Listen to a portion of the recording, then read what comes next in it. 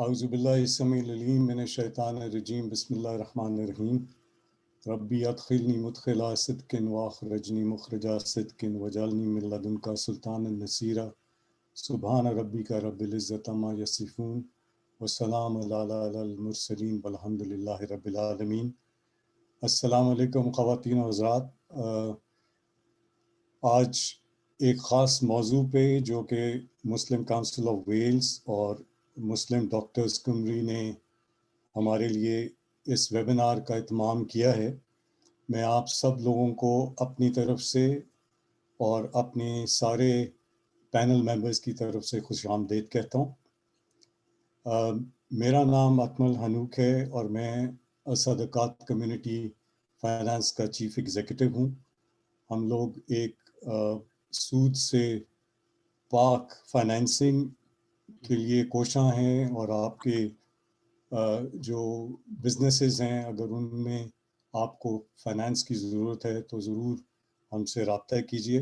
اس کے ساتھ میرے جو ایک اور ذمہ داری ہے وہ Cardiff and Vale University Hospital Board کا میں بورڈ ممبر ہوں، اور آپ کو علم ہے کہ Cardiff and Vale University Health Board Europe کا سب سے بڑا بورڈ ہے، تقریباً 5 لاکھ کی آبادی کے لیے اور ان کی ہیلتھ اور میڈیکل سروسز کے لیے کوشاں رہتا ہے۔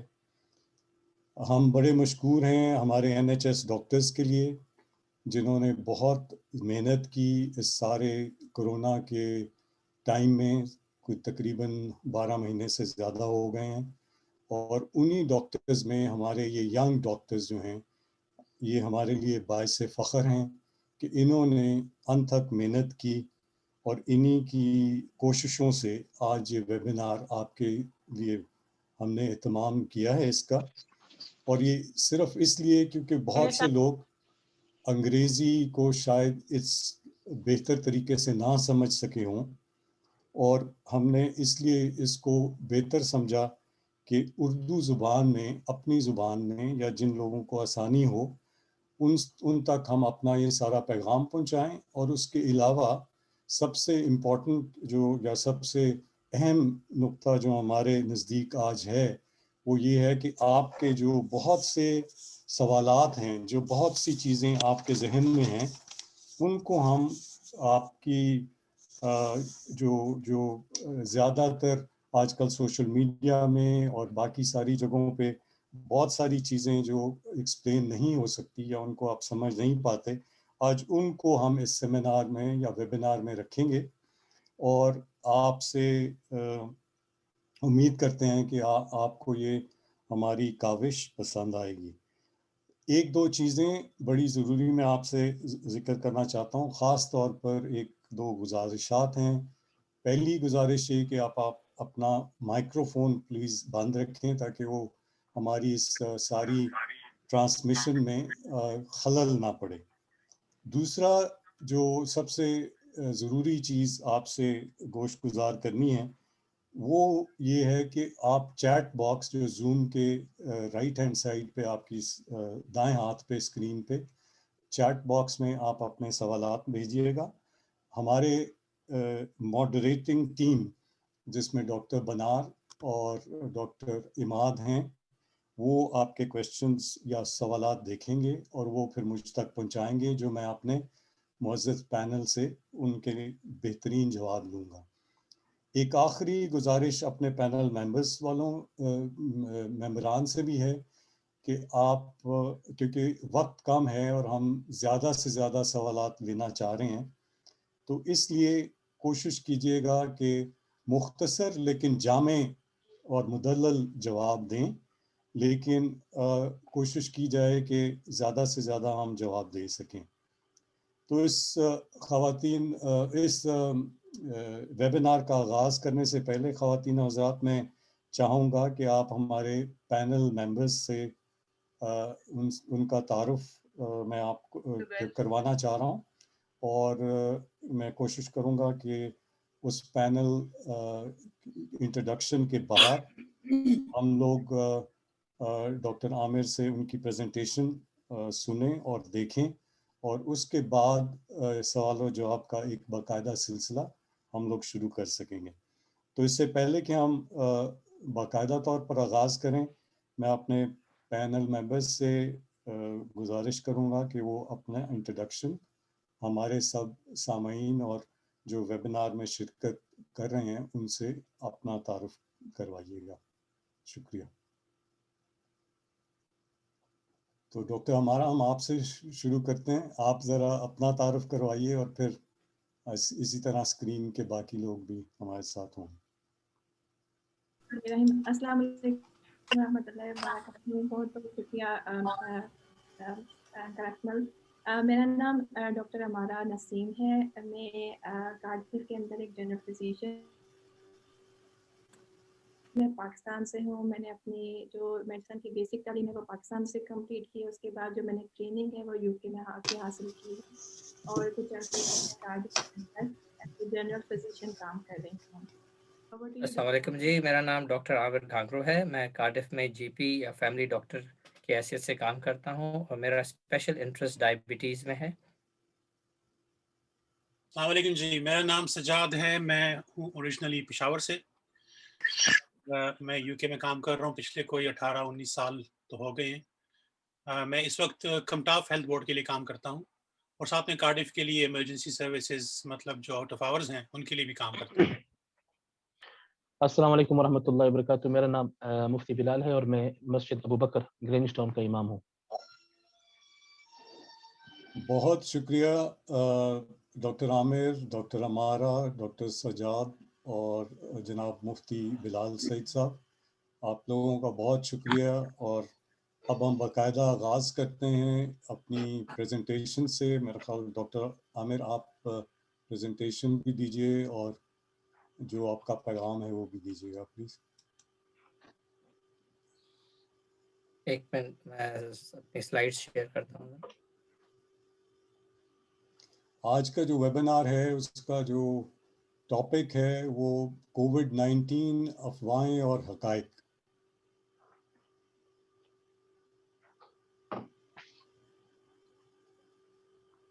آپ سب میری اسکرین دیکھ سکتے ہیں؟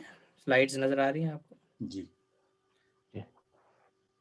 بسم اللہ الرحمن الرحیم. السلام علیکم. میری کوشش ہوگی کہ میں اگلے 10 سے 15 منٹ میں آپ کو کووڈ کی بیماری اور اس سے بچاؤ کی ویکسین کے بارے میں کچھ معلومات فراہم کروں. تو سب سے پہلے بات کرتے ہیں کہ کووڈ-19 کیا ہے. کووڈ-19 ایک وبا ہے جو کرونا وائرس نامی جراثیم سے لگتی ہے.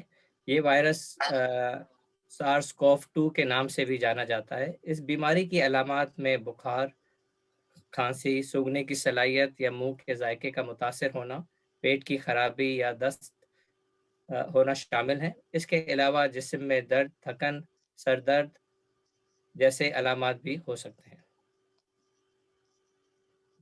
اس کے بعد بات کرتے ہیں کہ یہ وائرس پھیلتا کیسے ہے.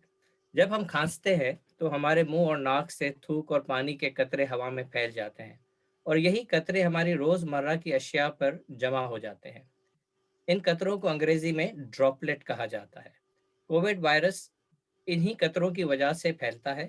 ایسی آب و ہوا میں سانس لینا جہاں کووڈ موجود ہے، یا اگر ہم کسی چیز کو ہاتھ لگائیں جس پر کووڈ وائرس موجود ہے اور پھر وہی ہاتھ اپنے منہ یا ناک پہ لگائیں، اس طرح سے ہم اپنے جسم میں کووڈ وائرس کو داخل کر دیتے ہیں. وائرس جسم میں داخل ہونے کے بعد بہت تیزی سے پھیلتا ہے اور جس کے نتیجے میں انسان بیمار ہو جاتا ہے. کیونکہ ہمارا جسم اس وائرس سے پہلے سے متعارف نہیں ہوتا تو ہماری قوت مدافعت اس وائرس سے لڑ نہیں پاتی. کووڈ کی بیماری کی وجہ سے آپ کی جان کو خطرہ ہے اور یہ بیماری آپ کے پھیپھڑوں یا لنگز، دل، جگر، دماغ، گردوں کو اثر انداز کر کے آپ کو مفلوج بھی بنا سکتی ہے. اس بیماری یا وائرس سے بچاؤ کے لیے کچھ احتیاطی تدابیر ہیں جن کی وجہ سے اس وائرس کا پھیلاؤ کم کیا جا سکتا ہے. ان میں ہاتھوں کا صابن اور پانی سے 20 سیکنڈ کے لیے بار بار دھونا، منہ اور ناک کو ماسک یا کسی کپڑے سے ڈھانپنا، اپنے اور دوسروں لوگوں کے بیچ میں 2 میٹر یا 6 فٹ کا فاصلہ رکھنا شامل ہے. اس کے علاوہ ایک دوسرے سے ہاتھ یا گلے ملنے سے گریز رکھنا، کمرے کو ہوادار رکھنا، کھڑکی دروازے کھول کے اس کے وینٹیلیشن رکھنا۔ یہ وائرس کس کو لگ سکتا ہے؟ یہ بیماری کسی کو بھی لگ سکتی ہے، مگر کچھ لوگ ایسے ہیں جن کو اس بیماری سے لگنے کا ممکنہ خطرہ زیادہ ہے۔ ان میں سیاہ فام یا ایشیائی اقلیتوں سے تعلق رکھنے والے لوگ شامل ہیں۔ اس کے علاوہ وہ لوگ جو کسی بیماری میں مبتلا ہیں، عمر رسیدہ لوگ، اور وہ لوگ جن کا وزن زیادہ ہے یا موٹاپے کا شکار ہیں، وہ بھی شامل ہیں۔ اس صورت میں یہ بیماری آپ کو شدید نقصان پہنچا سکتی ہے۔ اس کے نتیجے میں موت بھی واقع ہو سکتی ہے۔ تو آئیے بات کرتے ہیں کہ ویکسین کیا چیز ہے۔ ویکسین بیماریوں سے بچاؤ کی دوا ہے جو انجیکشن یا قطروں کے ذریعے دی جاتی ہے۔ زیادہ تر ویکسینوں میں بیماری پیدا کرنے وائرس یا جراثیم کو ناکارہ بنا کر جسم میں داخل کیا جاتا ہے، جس کے نتیجے میں ہمارے جسم کی قوت مدافعت اینٹی باڈیز بناتی ہے۔ یہ اینٹی باڈیز ہمارے جسم کی دفاعی فوج کا کام کرتی ہیں۔ جب بھی وائرس حملہ کرتا ہے، یہ اینٹی باڈیز وائرس کو مار گراتی ہیں، اور اس طرح سے وائرس سے ہونے والی بیماری سے ہم بچ سکتے ہیں۔ اس وقت ایسی کوئی دوائی موجود نہیں ہے جو کووڈ-19 کی بیماری کا مکمل طور پر علاج کر سکے۔ ویکسین ایک واحد طریقہ ہے جس سے ہم کافی حد تک اپنا بچاؤ کر سکتے ہیں۔ اس وقت یوکے میں 3 ویکسینوں کا استعمال کیا جا رہا ہے۔ ان میں فائزر بائیو این ٹیک، ایسٹرازینیکا آکسفورڈ ویکسین اور موڈرنا ویکسین شامل ہیں۔ فائزر اور موڈرنا ویکسین کافی حد تک ایک ہی طریقے سے کام کرتی ہیں۔ اس کو تیار کرنے کے لیے کورونا وائرس کا ایک چھوٹا سا ٹکڑا، جسے ہم mRNA کہتے ہیں، وائرس سے الگ کر دیا جاتا ہے۔ یہ mRNA بذات خود بیماری نہیں پیدا کر سکتا۔ اس mRNA کو مصنوعی چکنائی کے ایک قطرے میں ملا کر انجیکشن کے ذریعے جسم میں داخل کیا جاتا ہے، جس کے نتیجے میں اینٹی باڈیز بنتی ہیں اور ہمارا جسم اس وائرس سے لڑنے کے لیے تیار ہو جاتا ہے۔ جو آکسفورڈ یا ایسٹرازینیکا ویکسین ہے وہ تھوڑی سی مختلف ہے۔ اس ویکسین کو تیار کرنے میں کووڈ وائرس کے ڈی این اے کا کوڈ ایک لیبارٹری میں پیدا کیے گئے ناکارہ وائرس سے ملایا جاتا ہے۔ اس کو ریکمبیننٹ ڈی این اے کہتے ہیں، اور پھر اس وائرس کو دوسری ویکسینوں کی طرح ہی انجیکشن کے ذریعے جسم میں داخل کیا جاتا ہے، اور اسی طریقے سے اینٹی باڈیز بنتی ہیں اور ہماری قوت مدافعت وائرس سے لڑنے کے لیے تیار ہو جاتی ہے۔ ویکسین سے کوئی بیماری نہیں لگتی کیونکہ وائرس کو پہلے سے ہی ناکارہ بنا دیا جاتا ہے۔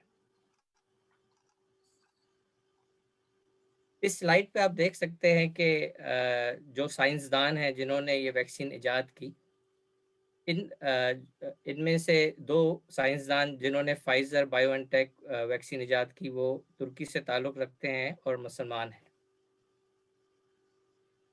جن تینوں ویکسینوں کا میں نے ذکر کیا ہے، ان تینوں ویکسینوں کے 2 ڈوزز لگنا ضروری ہیں، ورنہ قوت مدافعت پوری طرح سے بن نہیں پائے گی۔ تینوں ویکسین بہت کارآمد ہیں۔ یہ ویکسین تقریباً 1 لاکھ سے زیادہ افراد پر ٹیسٹ کی گئی ہیں اور یوکے کی میڈیسنز ریگولیٹری اتھارٹی سے تصدیق شدہ ہیں۔ اس وقت یوکے میں تقریباً 1 کروڑ سے زیادہ افراد کو یہ ویکسین لگ چکی ہے۔ اس سلائیڈ میں آپ دیکھ سکتے ہیں کہ ان ویکسین کے اجزاء میں کیا شامل ہیں۔ جو فائزر اور موڈرنا ویکسینز ہیں ان میں mRNA، مصنوعی چکنائی کا قطرہ جسے ہم فیٹ ڈراپلٹ کہتے ہیں، نمک، پانی، چینی شامل ہیں، اور کچھ ایسے اجزاء بھی شامل ہیں جو ویکسین کو محفوظ رکھنے کے لیے استعمال کیے جاتے ہیں۔ جو آکسفورڈ ویکسین ہے یا ایسٹرازینیکا ویکسین ہے، اس میں کیمیکل ان چیزوں کے علاوہ کیمیکل الکوہول بھی شامل ہے جو اس کو محفوظ رکھنے کے لیے استعمال کرتے ہیں۔ ساری ویکسینز حلال ہیں اور ویجیٹیرینز کے لیے سوٹیبل ہیں۔ مفتی بلال صاحب میری ٹاک کے بعد انشاءاللہ اپنا نظریہ بھی دیں گے ان کے اجزاء پر۔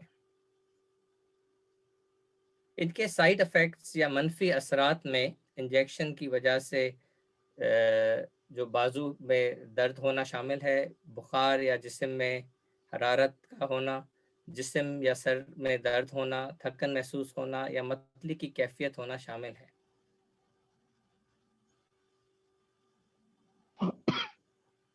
اب بات کرتے ہیں کہ ویکسین کب اور کس کو لگے گی۔ یوکے میں ویکسین کا پروگرام شروع ہو چکا ہے۔ ویکسین سب سے پہلے کیئر ہومز میں مقیم عمر رسیدہ لوگوں کو اور ان کے خیال کردہ کیئررز کو لگائی جا رہی ہے۔ اس کے بعد 80 سال اور اس سے اوپر کی عمر کے افراد کو لگائی جائے گی۔ ان کے ساتھ ہی ہیلتھ کیئر اور سوشل سیکٹر میں کام کرنے والے لوگوں کو بھی لگائی جا رہی ہے۔ اس طرح سے باری باری پہلے 75، پھر 70، پھر 65 سال کے لوگوں کو ویکسین لگائی جائے گی۔ اس کے بعد جو لوگ 16 اور 64 سال کے بیچ عمر کے بیچ کے لوگ ہیں، جن کو کوئی ایسی بیماری ہے جس کی وجہ سے کووڈ کی بیماری لگنے کا ممکنہ خطرہ زیادہ ہے، ان کو ویکسین لگائی جائے گی۔ پھر اگلے فیز میں 60 سال یا اس سے اوپر، پھر 55 سال، پھر 50 سال یا اس سے اوپر کے لوگوں کو باری باری ویکسین لگائی جائے گی۔ جب آپ کی باری آئے گی تو آپ کی لوکل ہیلتھ سروسز آپ سے رابطہ کریں گی۔ برائے کرم اس بارے میں اپنے جی پی سے رابطہ نہ کریں، کیونکہ ان کو بھی ابھی اس بارے میں پوری معلومات نہیں دی گئی۔ ویکسین لگنے کے 2 ہفتے بعد قوت مدافعت بڑھ جاتی ہے، مگر ان 2 ہفتوں کے بیچ میں آپ کو وائرس لگنے کا خطرہ پھر بھی موجود ہے۔ ویکسین کے لگنے کے بعد بھی احتیاطی تدابیر پر عمل کرنا بہت ضروری ہے، جن میں ہاتھ کا دھونا، ماسک پہننا اور دوسرے لوگوں سے 2 میٹر کا فاصلہ برقرار رکھنا ضروری ہے۔ کیونکہ ویکسین آپ کو کووڈ کی بیماری سے بچاؤ فراہم کرتی ہے، مگر وائرس پھر بھی آپ پر حملہ آور ہو سکتا ہے۔ اس کے نتیجے میں علامات یا بیماری ہلکے درجے کی ہوتی ہے اور آپ جلد صحت یاب ہو جاتے ہیں۔ یاد رہے کہ ویکسین کے 2 ڈوز لگانا بہت ضروری ہے، ورنہ قوت مدافعت پوری طور پر نہیں بن پائے گی اور بیماری لگنے کا خطرہ بڑھ جائے گا۔ خلاصے میں ویکسین آپ کو اور آپ کے اپنوں کو اس کو کووڈ کی بیماری سے بچاؤ فراہم کرے گی۔ جب تک کہ 80% لوگوں کو دونوں ڈوزز ویکسین کے نہیں لگتے، تب تک ہماری جو زندگی ہے مفلوج رہے گی۔ تو بہت ضروری ہے کہ جب آپ کی باری آئے تو آپ اپنی ویکسین لگوائیں۔ ویکسین جان بچاؤ ہے۔ میں آپ سب کا مشکور ہوں کہ آپ نے مجھے بات کرنے کے لیے وقت دیا۔ بہت شکریہ۔ بہت شکریہ ڈاکٹر عامر، بہت ہی مدلل اور مفصل طریقے سے آپ نے کووڈ-19 کی علامات، اس کا پھیلنا اور پھر ویکسین کی ساری ڈیولپمنٹ اور اس کے اندر جتنے اجزاء ہیں ان کو بھی آپ نے بڑی تفصیل سے بیان کیا۔ بہت شکریہ۔ اور اس پریزنٹیشن پہ ضرور ہمارے جو پارٹیسپنٹس ہیں ان کے کچھ سوالات ہوں گے، اور میں چاہوں گا کہ اگر مفتی صاحب سے ہم پہلے ان کووڈ ویکسین جو آپ نے ڈاکٹر عامر آپ نے ہمیں بتائے ہیں ان کے اجزاء کے بارے میں، کیونکہ بہت سے لوگوں کا خیال ہے کہ اگر ان میں کوئی ایسے اجزاء تو نہیں ہیں جو ممکنہ طور پر ہمارے لیے شرعی طور پر ممنوع ہیں۔ تو جناب مفتی بلال صاحب، اگر آپ کچھ اس پہ ہمیں کچھ اس کے بارے میں بتائیں تو میرا خیال سب لوگوں کے ذہنوں میں جو سوالات ہیں شاید ان کی تصفی ہو سکے۔ السلام علیکم ورحمۃ اللہ وبرکاتہ۔ بسم اللہ الرحمن الرحیم۔ جزاک اللہ ڈاکٹر عامر صاحب، آپ نے ماشاء اللہ ایک بہت ہی زبردست ماشاء اللہ آپ نے پریزنٹیشن ہمیں دی۔ جیسے کہ ڈاکٹر صاحب نے فرمایا ہے کہ یہ جو 3 ویکسین جو تیار ہوئی ہیں، چاہے وہ فائزر ویکسین ہو یا آسٹرازینیکا آکسفورڈ والی، یا تیسری جو ماڈرنا وائرس ہے، تو ان میں سے صرف ایک ویکسین کے بارے میں لوگوں کو بعض دفعہ شبہ ہوتا ہے، اور وہ ہے آسٹرازینیکا ویکسین، کہ اس میں بہت تھوڑی مقدار میں الکحل شامل ہے، کیمیکل الکحل۔ تو اس کے بارے میں ہمارے علماء نے تو مطلب بہت پہلے سے اس کا جواب دے دیا ہے، اور اس پر یہ کوئی ایسی نئی بات نہیں ہے کہ یہ آج ہی ہم نے سنی ہے اور اس پر علماء پھر تحقیقات وغیرہ کریں، بلکہ یہ تو کئی 100 سال سے علماء نے اس پر تحقیق کی ہوئی ہے اور اس کا جواب بھی دیا ہوا ہے۔ اصل مسئلہ یہ ہے کہ الکحل جو ہوتا ہے، جسے قرآن میں خمر بھی کہا جاتا ہے، یہ اصل میں 2 چیزوں سے بنتا ہے، اور ان دونوں چیزوں سے اگر بنا ہوا ہو تو شریعت نے اس کو قطعاً حرام کہا ہے۔ ایک تو ہے کھجور اور دوسری ہے انگور، تو اگر اور بعض نے کشمش بھی کہا ہے، تو اگر ان 2 چیزوں سے مطلب کھجور یا انگور سے بنی ہوئی شراب ہو تو قرآن کے لغت میں اس کو خمر کہتے ہیں، اور اس کا استعمال جو ہے وہ شریعت نے ناجائز قرار دیا ہے۔ اس کے علاوہ جو الکحل بنتی ہے، اس کے علاوہ، اور یہ بھی جاننا بہت ضروری ہے کہ الکحل کی بہت ساری قسمیں ہوتی ہیں۔ تمام الکحل جو ہوتی ہے وہ کھانے پینے کی نہیں ہوتی، بعض مطلب صفائی میں بھی الکحل استعمال کیا جاتا ہے، اور جو ہے نا پرفیوم وغیرہ میں بھی، ادویات میں بھی دوسری قسم کی اس میں بھی الکحل استعمال کیا جاتا ہے۔ تو ہر الکحل جو ہوتا ہے وہ کھانے پینے کی اجزاء میں صرف نہیں ہوتا، بلکہ اور چیزوں میں بھی الکحل استعمال ہوتا ہے۔ اور جیسا کہ پچھلے ہفتے ڈاکٹر منصور صاحب نے فرمایا تھا کہ بعض الکحل ایسی ہوتی ہیں کہ جو انسان کی جان لیوا ہو سکتی ہیں، تو یہ ضروری نہیں ہے کہ ہر الکحل ہمارا کھانے پینے کا ہو۔ بہرحال، تو جو پہلی قسم کی الکحل جس کو خمر قرآن نے کہا ہے اور جس کا قرآن میں ذکر ہے، وہ انگور یا کھجور کی شراب ہوتی ہے، اور وہ تو بالاتفاق ناپاک اور حرام ہے۔ جو دوسری قسم کی شراب یا الکحل ہمیں کہتے ہیں اسے، کہ جو اس کے علاوہ اشیاء سے بنائی جاتی ہے، جب تک کہ وہ نشہ آور نہ ہو، جب تک کہ وہ نشہ آور نہ ہو تو اس کے استعمال میں علماء نے اجازت دی ہے۔ مطلب وہ الکحل جو کھجور یا انگور کے علاوہ سے بنی ہو یا کیمیکل سے بنی ہو، تو اگر وہ نشہ آور ہونے کی حد تک نہیں پہنچتی تو اس کا استعمال علماء نے اس کی اجازت دی ہے۔ ہاں، علماء نے یہ ضرور کہا ہے کہ اگر ان کے علاوہ کوئی متبادل ہو تو وہ بہتر ہے آپ کے لیے، اور اگر متبادل نہ ہو تو پھر اس کے میں ویسے تو جائز ہے ہی، لیکن اگر متبادل نہ بھی ہو تو یا ہو بھی، پھر بھی اس کا استعمال جائز ہے۔ بعض لوگ کہتے ہیں کہ چونکہ اس کا متبادل ہے تو ہمیں اس کی استعمال کرنے کی کیا ضرورت ہے۔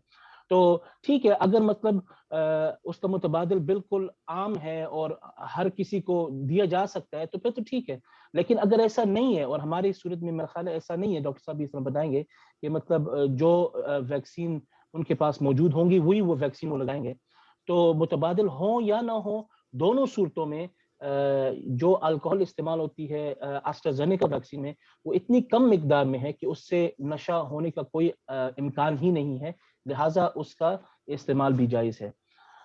دوسری بات یہ ہے، اور یہ تو میں سمجھتا ہوں کہ لوگوں کی افواہیں انہوں نے پھیلائی ہیں کہ مطلب اس میں کوئی انسانی اجزاء وغیرہ ہیں، تو یہ تو جیسے ڈاکٹر صاحب نے ماشاءاللہ اپنی پریزنٹیشن میں کہا ہے کہ اس میں کوئی ایسی چیز موجود نہیں ہے، تو لہٰذا میں ضروری نہیں سمجھتا ہوں کہ میں اس پر بات کروں، اس لیے کہ یہ افواہیں ہیں، اور افواہوں کا ہمیں اس کو اور مزید جو ہے نا اس کو بڑھانا یہ مناسب نہیں ہے۔ تو بہرحال یہ رہا الکحل تک جہاں تک مسئلہ ہے۔ ٹھیک ہے اکمل صاحب، یا کوئی اور بات؟ جی مفتی صاحب بہت شکریہ، اور بہت بڑے خوبصورت طریقے سے آپ نے پورا بیان دیا کہ کیا چیز ہم لوگ استعمال کر سکتے ہیں اور کیا نہیں۔ ایک آپ کی موجودگی کا فائدہ اٹھاتے ہوئے صرف ایک اور میں سوال آپ کے سامنے رکھنا چاہ رہا ہوں کہ اسلام کی روح سے اور مذہب کی روح سے یا شریعہ کی روح سے اس طرح کی جو پینڈیمک ہے یا وبا کی جو سچویشن ہے، اور اس میں اپنے بچاؤ کے لیے اور ویکسینز کے لیے یا ساری چیزیں جو کہ انسان کو ان سے محفوظ رکھیں. اس کے بارے میں اگر تھوڑا کچھ بیان کیجئے تو میرا خیال سب لوگوں کے لیے آسانی ہوگی کہ ہماری ذمہ داری کیا ہے شریعہ اور مذہب کے لحاظ سے. شریعت نے تو شریعت کا جہاں تک تعلق ہے، سب سے پہلی بات تو یہ ہوتی ہے کہ ایک مسلمان کا ایمان ہے کہ ہر بیماری یا صحت یابی یہ اللہ تعالیٰ کی طرف سے ہوتی ہے. اس میں کسی کا مطلب ہم نے اس بیماری کووڈ کے دوران بھی ہم نے دیکھا ہے کہ مطلب ایک ہی گھر میں 3 افراد رہتے تھے، ان میں سے ایک پازیٹیو اور باقی نیگیٹو ہو گئے. تو جو بیماری ہوتی ہے یہ سب سے پہلی بات تو ہمیں سمجھنا یہ ہے کہ یہ اللہ تعالیٰ کی طرف سے ہوتی ہے اور ہمیں اس پر صبر کرنا چاہیے نمبر 1. اور نمبر 2 جو احتیاطی جو تدابیر ہیں ان کو اختیار کرنا یہ ایک مسلمان کے لیے ضروری ہے کہ وہ جو احتیاطی تدابیر ہیں، مطلب جس طرح آپ صلی اللہ علیہ وسلم کی حدیث ہے کہ جو تعاون والی جگہ ہو اس میں جاؤ نہ، اور جو وہاں پہ رہتے ہیں تعاون والی جگہ پہ وہ وہاں سے نکلے نہ. تو تدابیر تو اسلام کے اندر ضروری ہے. ہاں دوسری بات یہ ہے کہ جو فی نفسی مطلب جو ویکسین اٹ سیلف، اس کو دیکھنا چاہیے کہ جو دوا ہے یا جو ویکسین ہے، مطلب جو بیماری کو روکنے کی جو دوا ملی ہے، تو اس میں جو جس طریقے سے یہ بنائی گئی ہے تو کیا اس کا استعمال حلال ہے، مطلب اس میں جو اجزاء ہیں وہ حلال ہیں یا حرام ہیں. اگر یہ واضح ہو جائے کہ اس میں حلال ہیں تو پھر اس کا استعمال شرعاً جائز بھی ہو جاتا ہے. اب باقی رہا یہ سوال کہ ہر کسی کو لگانی چاہیے یا نہیں، تو میرا تو اس میں موقف ہمیشہ یہ رہا ہے کہ میں جہاں تک شریعت کا روئی نظر ہوتی ہے کہ بھائی یہ ویکسین تینوں کی جو ہمارے پاس ابھی ہیں یہ تینوں ویکسین حلال ہیں، اور ہر انسان جو ہے وہ اپنے مطلب جی پی وغیرہ یا جو ڈاکٹر وغیرہ ہیں ان سے مشورہ کریں، اور ان کی اس لیے کہ چونکہ ان کا جو اپنا ذاتی جی پی ہوگا تو وہ ان کی صحت سے زیادہ جانکاری اس کو ہوگی ان کی صحت کے بارے میں، تو وہ لگائیں یا نہ لگائیں تو وہ ڈاکٹر جو ہے اس پہ بہتر مشورہ دے سکتے ہیں. لیکن دوا کے استعمال کرنا شریعت میں اس کی پوری اجازت ہے، اور آپ صلی اللہ علیہ وسلم نے بھی صحابہ سے کہا تھا کہ آپ اگر آپ کو کوئی دوا مل جائے تو اس کو استعمال کر سکتے ہو، اس لیے کہ اللہ سبحانہ و تعالیٰ نے جہاں بیماری بھی بھیجی ہے تو اس کی شفا بھی آپ صلی اللہ سبحانہ و تعالیٰ نے بھیجی ہے ہماری پاس. جزاک اللہ. بے شک جی بالکل قاری صاحب، مفتی صاحب بالکل آپ نے صحیح کہا کہ جہاں اللہ تعالیٰ نے بیماری بھیجی ہے اس کا شفا بھی بھیجی، اور یہی ہم لوگوں کا ایمان بھی ہے کہ اللہ کی طرف سے ہی بیماری ہے اور اللہ کی طرف سے ہی شفا ہے. بہت شکریہ مفتی صاحب. میرا خیال ہے کچھ لوگوں کے اور بھی سوالات ہوں گے، تو آپ نے تقریباً 7 بجے عشاء کے لیے جانا ہے، لیکن اس سے پہلے میں چاہوں گا کہ اگر کوئی اور سوال ہوں گے تو ہم ضرور آپ کی طرف آئیں گے. ایک پہلا سوال، بہت شکریہ مفتی صاحب، اور پہلا سوال ڈاکٹر سجاد آپ کے لیے ہے کہ یہ ویکسین جو ہمارے پاس آئی ہے یہ کچھ لوگوں کا خیال ہے کہ شاید جلد بازی میں بنائی گئی، اور اس کو اتنا ٹیسٹنگ ٹائم نہیں دیا گیا، یا اس میں اتنی زیادہ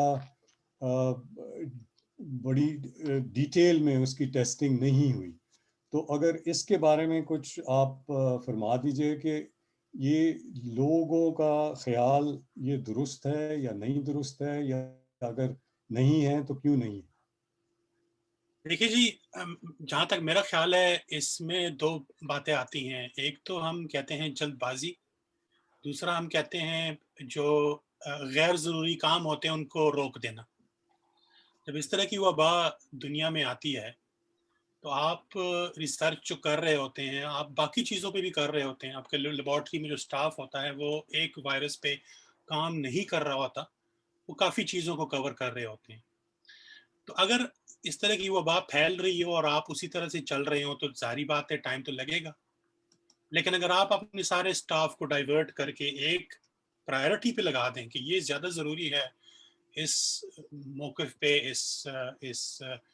اس معاملے کے ساتھ، بیکاز ہمیں حل ڈھونڈنا ہے، تو پھر آپ کے جو مین پاور ہوتی ہے، جو لوگ کام کر رہے ہوتے ہیں، وہ زیادہ ہو جاتے ہیں، جس کی وجہ سے ویکسین کو جلد بازی نہیں لیکن ارجنسی میں ڈیولپ کیا جا سکتا ہے. نارملی اس کو مہینے لگتے ہیں، بیکاز آپ کو ریکروٹنگ کے لیے بھیجنا پڑتا ہے پیپرز، اور آپ کے اپلیکیشنز ہوتی ہیں، اور کوئی رسپونڈ کرتا ہے کوئی نہیں کرتا. لیکن چونکہ یہ ایک پینڈیمک تھا، ایک وبا ہے، اس میں کافی لوگوں نے والنٹیئر کیا خود، تو ان کے پاس جب اپروپریٹ نمبر بنے لوگوں کے کہ یہ 20 30 40 جتنے بھی ان کو چاہیے تھے، جب وہ پورے ان کے ساتھ بن گئے تو انہوں نے سٹارٹ کیا، تو ان کو وہ ٹائم بھی کافی سیو ہوا. اور آخر میں بات یہ ہے کہ جتنی بھی ویکسینز پروڈیوس ہوئی ہیں ان پہ ابھی تک چل رہی ہیں اسٹیج 2 3 4 ٹرائلز جو ہوتی ہیں، وہ روا دواں ہیں، وہ پبلک میں آ گئی ہیں، ان کو استعمال کیا جا رہا ہے. ان کو کوئی اس طرح سے کوئی سائیڈ ایفیکٹ سامنے نہیں آئے ابھی تک، جتنے جو لاکھوں کو تعداد سے ان کو انجیکشن ملے ہیں یو کے میں. ہم نے تو کسی کا نہیں سنا کہ جس کو کوئی ایسی خطرناک سائیڈ ایفیکٹ ہوئے ہوں، سوائے درد کے اور جو تھوڑا ہوتا ہے فلو کی ویکسین کے بعد. تو نارملی اس کے لیے آپ کو ویب سائٹ بنانا اور پھر اس کو 10,000 لوگوں کو ریکروٹ کرنا. ہمیں خود ای میلیں آئی تھی کہ اگر بی ایم ای کمیونٹی سے اگر ڈاکٹرز والنٹیئر کرتے ہیں اس مطلب ٹرائلز کے لیے، تو اس کی ریکروٹمنٹ کافی جلدی ہوئی تھی. بس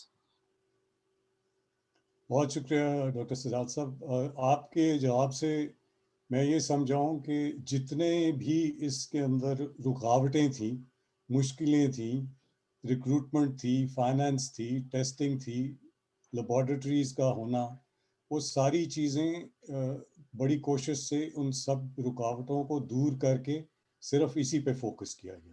جی، اور اس لیے یہ کیونکہ اتنی جلدی یہ بنا ہے، اور خاص کر ایک میٹنگ کے درمیان میں جو وقفے یا دوسرے یا تیسری یا اس طرح کے ٹائم لگتے ہیں، وہ ان میں کم کیے گئے ہیں، اور اس لیے ودن مطلب 1 سال کے اندر ہم نے تقریباً یہ ایک ویکسین بنا لی.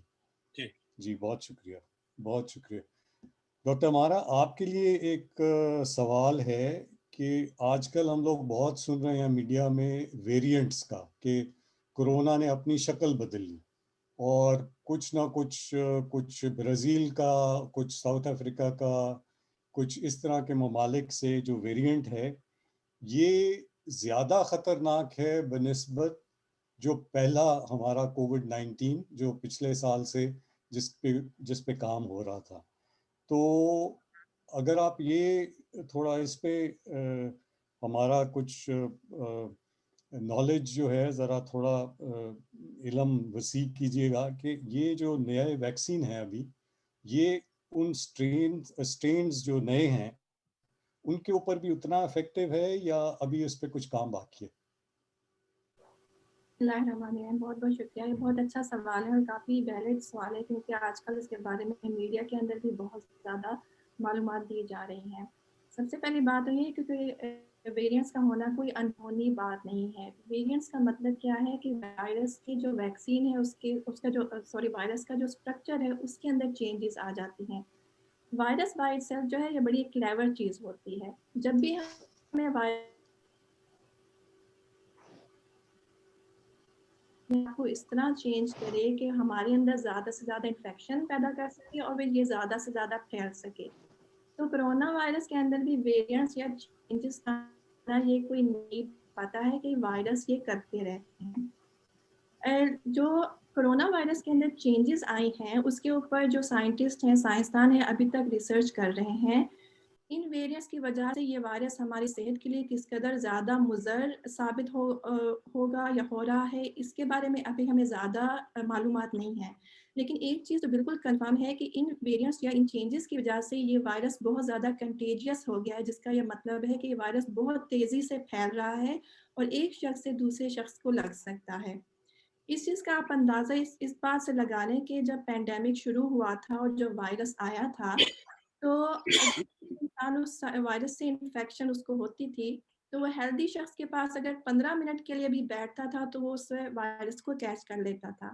इन नई चेंजेस की वजह से जो वेरिएंट्स आए हैं ये इस कदर तेज़ी से फैलते हैं कि इससे इन्फेक्टेड जो कोई शख्स है उसके पास कोई हेल्दी इंसान, एक सेहतमंद इंसान अगर सिर्फ 5 मिनट के लिए भी बैठे तो वो ये इनसे कैच कर सकता है। तो इससे आप अंदाज़ा लगा सकते हैं कि कितनी तेज़ी से फैल रहा है और इसकी वजह से हुकूमत जो है ज़्यादा परेशान है और वो ज़्यादा चाहती है कि लोग हम एहतियाती तदाबीर इकट्ठी करें, क्योंकि बहुत छोटे अरसे में बहुत ज़्यादा आबादी का एक हिस्सा जो है वो इससे इन्फेक्शन हो सकती है और इस तरह हमारा जो सेहत का निज़ाम है वो बहुत ज़्यादा अंडर स्ट्रेस या प्रेशर में आ सकता है।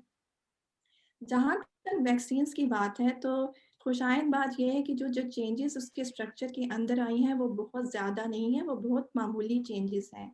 तो जो वैक्सीन्स हमारे पास मौजूद हैं फाइज़र, एस्ट्राज़ेनेका और मॉडर्ना सून इंशाल्लाह, ये सब वैक्सीन्स ना सिर्फ कोरोना वायरस बल्कि इसके जो वेरिएंट्स हैं उनके ख़िलाफ़ हमारी बहुत हद तक हिफ़ाज़त करती है और हमारी क़ुव्वत मुदाफ़ियत बढ़ाती है। आज ही न्यूज़ में एस्ट्राज़ेनेका के बारे में आया है क्योंकि हमारे पास जो यूके में नया वेरिएंट साउथ अफ्रीकन वेरिएंट जिसका आपने भी नाम लिया, वो उसके 100 केसेस यूके के अंदर पाए जा चुके हैं, 100 से ज़्यादा केसेस और ये बहुत तेज़ी से बढ़ रहा है। जो लेकिन हमें इवन इस वायरस के अगेंस्ट भी ये पता है कि ऑक्सफोर्ड वैक्सीन इस वायरस से होने वाले बहुत ज़्यादा सेहत के ऊपर नुकसानात से हमें बहुत हद तक बचाती हैं। साइंटिस्ट जो हैं वो अभी रिसर्च कर रहे हैं कि वो इसकी वजह से जो माइल्ड या जो थोड़ी हद तक इन्फेक्शन होती है उससे किस कदर बचाती हैं, लेकिन वो बहुत ज़्यादा इस बात में कॉन्फिडेंस है कि उसके मुज़र असरात और उसकी वजह से हॉस्पिटल में दाखिला जो है ये बहुत हद तक ये वैक्सीन रोकते हैं। तो अभी तक यही रिकमेंडेशन है और गवर्नमेंट का भी यही और हमारे और जो डॉक्टर्स का भी यही सबको पैगाम है कि जब भी आपकी बारी आए और आपको वैक्सीन ऑफ़र की जाए, इन तीनों में से कोई भी वैक्सीन तो ज़रूर लगाएँ, क्योंकि ये ना सिर्फ कोरोना वायरस बल्कि जो सारे वेरिएंट्स अब तक दरियाफ़्त हुए हैं, इन सब के खिलाफ हमारी क़ुव्वत मुदाफ़िअत बढ़ाकर हमारी हिफाज़त करती है। बहुत शुक्रिया डॉक्टर हमारा, बहुत तफसील से आपने ये हमें बताया, क्योंकि इसके वेरिएंट्स के बारे में काफ़ी तशवीश लोगों में है कि शायद ये ज़्यादा ख़तरनाक है, लेकिन आपका ये कहना कि ज़रूर जो भी अवेलेबल अपॉर्चुनिटी हो या जब भी आप का हो, जिस तरह डॉक्टर आमिर ने अपनी प्रेजेंटेशन में बताया कि जब जिस स्टेज पे वैक्सीन्स लगें तो ज़रूर लगवाएं, और ये उतनी ही इफ़ेक्टिव है जितनी नई स्ट्रेन्स जो अगर दूसरे ममालिक से आते भी हैं तो, लेकिन कोविड-19 इसके ऊपर ज़्यादा इफ़ेक्टिव है। एक तीसरा सवाल डॉक्टर आमिर आपके लिए, आपने अपनी प्रेजेंटेशन में हमें बताया कि जो वैक्सीन्स हैं ये इनका 2 डोजेस लगनी होती हैं, एक पहले और उसके बाद तकरीबन 3 हफ्ते में। कुछ लोगों का ख्याल है कि अगर इसको शायद बढ़ाने की सोच रहे हैं कि 3 हफ्ते से अगर इसको हम 12 हफ्ते पे ले जाएं, 3 महीने तक ले जाएं, तो क्या वो भी उतनी ही इफेक्टिव होगी या 3 हफ्ते में लगवाना बहुत ज़रूरी है? शुक्रिया अकमल साहब, ये बहुत अच्छा सवाल है और इसका जवाब मैं इस तरह से बताऊंगा, थोड़ी सी रिसर्च के बारे में जो इन वैक्सीन्स पे हुई है। जो ऑक्सफोर्ड या एस्ट्राजेनेका की वैक्सीन की स्टडीज और रिसर्च है, उसमें 2 डोजेस के बीच का जो दौरानिया था वो 3 हफ्तों से लेकर 3 महीनों तक का टेस्ट किया गया है। तो मुख्तलिफ ग्रुप्स थे मरीजों के, या उसको आप जो उसके कोहॉर्ट्स कह लें आप, उनमें किसी को 3 हफ्तों के बाद लगाई गई, किसी को 6 के बाद लगाई गई और किसी को 3 महीने तक का दौरानिया रखा गया डोजेस के बीच में। और रिसर्च से साबित हुआ है कि जिन लोगों को 6 से ज़्यादा हफ्तों के बाद दूसरा डोज दिया गया, उनमें जो कोविड के खिलाफ क़ुव्वत मुदाफ़ियत ज़्यादा बेहतर रही। इसके मुकाबले में जो फाइज़र की जो वैक्सीन है, उसकी रिसर्च में जो 2 डोजेस के बीच का दौरानिया था वो सिर्फ 3 हफ्तों का था। तो उससे हमें ज़्यादा रिसर्च से पता नहीं चल सकता कि अगर इसको बढ़ाया जाए या तो उसमें क्या असरात होंगे। जो मॉडर्ना वैक्सीन है वो फाइज़र ही की तरह का मॉलिक्यूल कह लें उसको, या फाइज़र ही की तरह की उसे बनाई गई है। इसकी रिसर्च और स्टडीज से साबित होता है कि जो ماڈرنا کا جو پہلا ڈوز ہے اس کے بعد قوت مدافعت کم از کم 2 مہینے تک موجود رہی ہے، مگر ہم پورے یقین سے یہ نہیں کہہ سکتے کہ 3 مہینے بعد یا اس کے آگے بھی وہ قوت مدافعت رہی کہ نہیں رہی۔ مگر دونوں قسم کی ویکسینز کا جو پہلا ڈوز ہے بہت کارآمد ہے اور کووڈ کی شدید بیماری کے خلاف اچھا بچاؤ کرتا ہے۔ اور ریسرچ سے ہمیں یہ بھی پتہ چلتا ہے کہ کووڈ کے علاوہ جو بیماریوں کی ویکسینیں ہم لگاتے آئے ہیں، ہر سال بچوں میں ویکسینیں لگتی ہیں، فلو کی ویکسین لگتی ہے، تو اس میں بھی اگر ہم بوسٹر ڈوز کا دورانیہ بڑھاتے ہیں تو اس سے قوت مدافعت میں فائدہ زیادہ بہتر ہوتا ہے۔ تو یہ جو سوال آیا ہے یہ اس وجہ سے آیا ہے کہ یو کے گورنمنٹ نے فیصلہ کیا تھا کہ جو دورانیہ ہے ویکسین کا 3 ہفتے سے لے کر بڑھا کر 3 مہینے کر دیا جائے۔ وہ اس لیے کیا گیا ہے کہ زیادہ سے زیادہ لوگوں کو ویکسین مہیا کی جائے اور اس سے کم جانی نقصان ہوگا، کیونکہ اگر ہمیں پہلا ڈوز لگ جائے گا، میجورٹی لوگوں کو اگر لگ جائے گا تو جو جانی نقصان ہے یا جو بیماری کی علامتیں وہ شدید نہیں ہوں گی، تو اس سے ہمیں جانی نقصان بھی کم ہوگا اور پھر ویکسین کی سپلائی جب بڑھتی جائے گی تو دوسرے ڈوزز کو لگانے میں آسانی ہوگی۔ جی بہت شکریہ ڈاکٹر عامر۔ بالکل یہ میرا خیال لوجسٹکس کا بھی سوال ہے کہ زیادہ سے زیادہ لوگوں کو پہلی ڈوز مل جائے اور پھر اسی طرح باقی جو لوگ ہیں ان کو بھی آہستہ آہستہ پہلی ڈوزز مل کے اور پھر اگر اس کا دورانیہ بڑھیں۔ لیکن آپ کا شکریہ کہ بالکل آپ نے کلیئر کیا کہ اس کی کوئی اتنی زیادہ اہمیت نہیں ہے اور اتنا ہی افیکٹو ہوگا بٹوین 2 ہفتوں سے اور 3 مہینے کے۔ ایک سوال آیا ہے ڈاکٹر سجاد آپ کے لیے کہ یہ جو 3 ویکسینز ڈاکٹر عامر نے ہمیں ابھی بتائیں اپنی پریزنٹیشن میں، ان میں سب سے افیکٹو کون سی ہے؟ یعنی کون سی اگر چوائس ہے تو افیکٹو کون سی ہے؟ تو اگر اس پہ کچھ روشنی ڈالیں آپ۔ تو وہ اس کے میں کیا آپ کو بتاؤں، مطلب کوک میں اور پیپسی میں کیا فرق ہے؟ شاید اس پہ آپ تھوڑا سا اندازہ لگا لیں۔ ویکسین ساری تقریباً ایک جیسی ہی ہیں، ان کے جو مطلب اثر ہے جو یہ مدافعت دیتی ہے، آپ کو قوت مدافعت دیتی ہے، یہ تقریباً سب کی ایک جیسی ہی ہے۔ اور جہاں تک چوز کرنے کی بات آتی ہے تو چوز تو ہم اس لیے نہیں کر سکتے بیکاز اس وقت اس حالات میں ہمیں وہ چیز ملتی ہے جس سے ہم اپنی جانیں بچا سکتے ہیں۔ آپ مثال کے طور پہ لے لیں کہ جو بہت غریب مطلب ممالک ہیں ان کے پاس ابھی ویکسینز ہیں نہیں۔ اگر آپ پاکستان کی مثال لے لیں تو ان کو رشیا کی اور چائنا کی آفرڈ ہے، ایکسیسیبل ہے، تو وہ اس پہ کر رہے ہیں۔ ان کی بھی سملر ہی ویلیوز ہیں، لیولز ہیں پروٹیکشن کی۔ تو چوز ہم نہیں کر سکتے، ہمیں وہی ملتی ہے جو حکومت ہمیں دیتی ہے۔ اور دوسری بات یہ ہے کہ ان میں کوئی آپس میں اتنا فرق نہیں ہے۔ جی شکریہ۔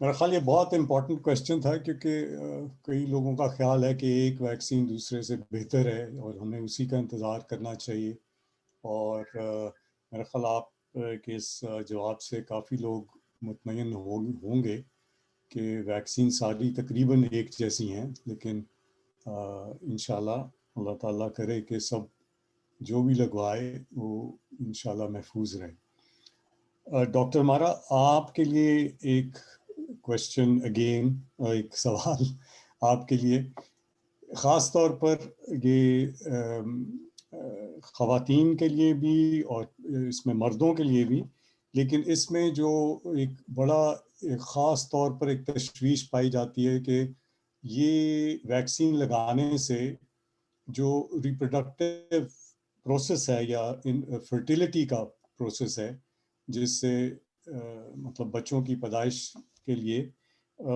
یہ افیکٹ ہوتا ہے یا اس سے یہ ویکسین اس پہ اثر کرتا ہے، اور یہ جو انفرٹیلیٹی ہے اس کو انکریز کرتا ہے۔ اس کا کوئی ایویڈنس ہے یا اس کے بارے میں اگر آپ کچھ بتائیں، خاص طور پر ہماری خواتین کے لیے اور ایون مردوں کے لیے بھی، کہ ایسی کچھ تشویش ان کی ہے یا ہونی چاہیے؟ جی بہت بہت شکریہ. یہ میں اگین بہت سارے لوگوں کے دماغوں کے اوپر یہ سوال ہے، اسپیشلی ہمارے جو ینگر طبقہ ہے ان کے دماغ کے اوپر یہ سوال ہے کہ یہ شاید ویکسین جو ہے یہ انفرٹیلیٹی یا ہماری صلاحیت بچے پیدا کرنے کی صلاحیت کے اوپر اثر انداز ہوتی ہے. اس کے بارے میں کچھ چیزیں ہیں. پہلی بات تو یہ ہے کہ اس کے بارے میں جو سائنسدانوں نے جب ریسرچ کی ہے اور جو اسٹڈیز کی ہیں جنہیں ہم پری کلینکل اسٹڈیز کہتے ہیں، جو لیبارٹری کے اندر ریسرچ ہوتی ہے، اس میں انہوں نے ایسی کوئی چیز یا کوئی ایویڈنس نہیں پایا گیا ہے کہ یہ جو ویکسینس ہیں یہ ہمیں ہماری بچے پیدا کرنے کی صلاحیت کے اوپر اثر انداز ہوتی ہے یا کسی طریقے سے انفرٹیلیٹی کاز کرتی ہیں. دوسری بات یہ ہے کہ جو ویکسینس ہیں ہم سالوں سال سے لے رہے ہیں اور ہم اپنے بچوں کو بھی دے رہے ہیں پوری دنیا کے اندر، کیونکہ ویکسینس جو ہیں ایک بہترین ہتھیار ہیں بہت ساری وائرسز اور انفیکشن سے بچانے کے لیے. سب جو ویکسینس ہوتی ہیں وہ ہمارے جسم کے اندر داخل ہو کر ایک ہی طریقے سے کام کرتی ہیں. جیسے بھی ڈاکٹر سجاد سے آپ نے پوچھا کہ یہ والی ویکسین ہے یا وہ والی ویکسین ہے، کوئی فرق نہیں پڑتا کیونکہ سب ویکسینس کا کام ایک ہی ہوتا ہے. اور وہ کیا کرتی ہیں کہ وہ اندر جا کر ہمارے جو سوئے ہوئے جوان ہوتے ہیں، ہمارے جو آرمی ہوتی ہے اس کو جا کے شیک کرتی ہیں، اٹھاتی ہیں کہ اٹھو جوانوں تیار ہو جاؤ، اپنے ہتھیار پکڑو کہ اگر کسی دشمن نے آپ پہ حملہ کیا تو آپ انہوں نے اس کو بھگا سکو. تو یہ ویکسین جو ہوتی ہیں اس کا یہ کام سر انجام دیتی ہیں.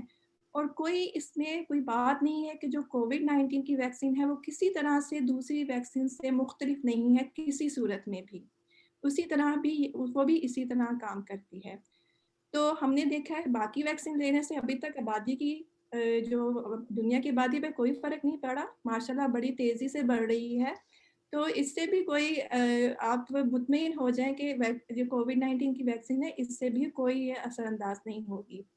تیسری بات یہ ہے کہ جو ویکسین جب آپ کے جسم میں داخل کی جاتی ہے تو یہ آپ کے جسم میں نہیں رہتی ہے، یہ کچھ دنوں کے بعد ٹوٹ پھوٹ کر آپ کے جسم سے نکل جاتی ہے. تو یہ صرف ایک ندا کا کام دیتی ہے، آتی ہے آپ کی شیروں جوانوں کو اٹھاتی ہے اور چلی جاتی ہے. تو اس سے کوئی آپ کو نہیں ہونا چاہیے، مطمئن ہو جانا چاہیے کہ آپ کے جسم کے اندر یہ کوئی رہ کر نقصان پہنچائے گی. تو امید ہے کہ ان تینوں صورتحالوں میں کہ سب کو یقین ہو جانا چاہیے کہ اس ویکسین کا یا کوئی بھی ویکسین کا بچے پیدا کرنے کی صلاحیت کے اوپر کسی طرح سے کوئی مضر اثرات نہیں ہوتے ہیں. جی بہت شکریہ ڈاکٹر. ہمارا کافی سوال پوچھا گیا تھا اور آپ نے بڑا ہی اچھا اس کا تفصیلی جواب بھی دیا. اور سب سے امپورٹنٹ یا سب سے جو اہم چیز آپ نے جو بتائی ہے وہ یہ ہے کہ یہ ویکسین باڈی کے اندر نہیں رہتا، یہ صرف ہمارا جو ڈیفنس میکنزم ہے اگین اس وائرس کے خلاف، اس قوت مدافعت کو بہت زیادہ انکریز کر کے اس بیماری کے لیے تیار کر کے اپنا کام کر کے چلا جاتا ہے، اور پھر باڈی خود اپنا سسٹم بناتی ہے اس ویکسین کو اٹیک کرنے میں.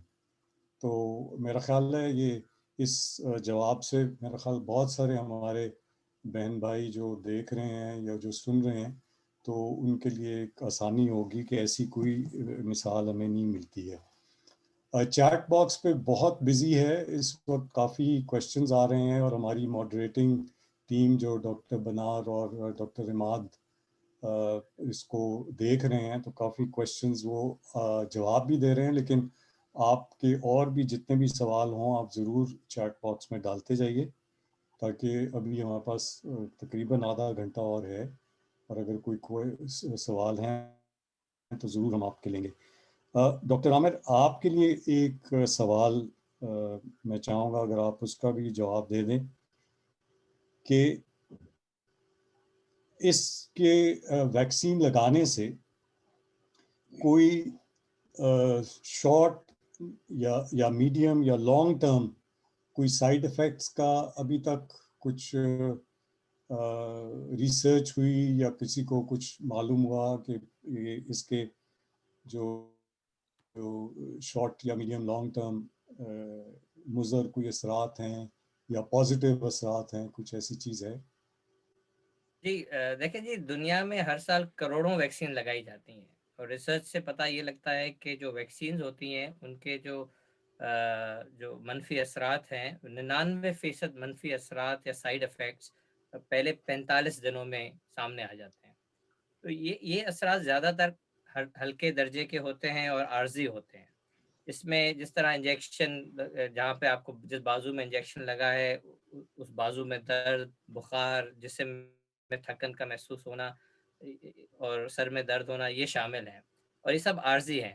جہاں تک سوال ہے کہ کووڈ ویکسین جو ہے اس سے مختلف ہے اور نئی ویکسین ہے، تو ایسا کوئی ٹھوس سائنسی وجہ نہیں ہے کہ جس کی وجہ سے ہم یہ کہہ سکیں کہ بھئی یہ ویکسین الگ ہے اور اس کے سائیڈ افیکٹ مختلف ہوں گے۔ یہ بھی جس طرح ڈاکٹر عمار نے بتایا کہ یہ ویکسین اسی ویکسینوں کی طرح کام کرتی ہے جس طرح ساری ویکسینیں کام کرتی ہیں۔ تو یہ ویکسینز جو ہیں، جو ابھی ہم نے بات کی، یہ تینوں ویکسینز کی، یہ 1 لاکھ سے زیادہ افراد پہ ٹیسٹ کی گئی ہیں، اور تقریباً 1 سال تک ان کو زیر تفتیش بھی رکھا گیا، ان لوگوں کو جن کو یہ ویکسین ٹیسٹ کی گئی ہے۔ اس کے بعد جو میڈیسنس ریگولیٹری اتھارٹی ہے UK کی، انہوں نے اس کی تصدیق کی ہے۔ اس وقت تقریباً 1 کروڑ سے زیادہ لوگوں کو یہ ویکسین لگ چکی ہے، اور ابھی تک کوئی ایسا کیس سامنے نہیں آیا ہے کہ جس کی وجہ سے ہم یہ کہہ سکیں کہ یہ ویکسین نہیں لگانی چاہیے یا ویکسین سے لگانے سے کوئی خطرہ لاحق ہے۔ تو ویکسین صرف آپ کو کووڈ کی بیماری سے بچا سکتی ہے۔ تو اگر کسی کو کوئی بیمار ہے اور اس کو ہارٹ کی پرابلم ہے یا کوئی سٹروک ہو جاتا ہے، اسے ویکسین کا کوئی تعلق نہیں ہے۔ جو بیماریاں ویسے ہونی ہیں وہ ویسے ہوتی رہیں گی، صرف جو کووڈ کی بیماری ہے اس سے آپ بچاؤ کر سکتے ہیں۔ اور آخر میں بس میں یہ کہوں گا کہ جو احتیاط ہے وہ علاج سے بہتر ہے۔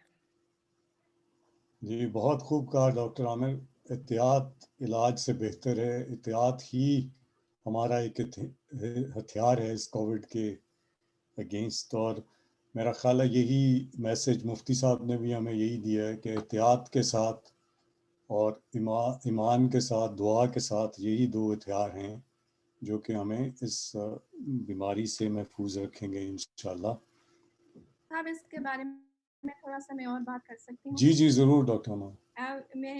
لوگ یہ بہت پوچھتے ہیں کہ ویکسین کے لانگ ٹرم سائیڈ افیکٹ کیا ہیں، اور میں ہمیشہ لوگوں کو یہ بتاتی ہوں کہ آپ جانتے ہیں کہ کورونا کے لانگ ٹرم سائیڈ افیکٹ کیا ہیں؟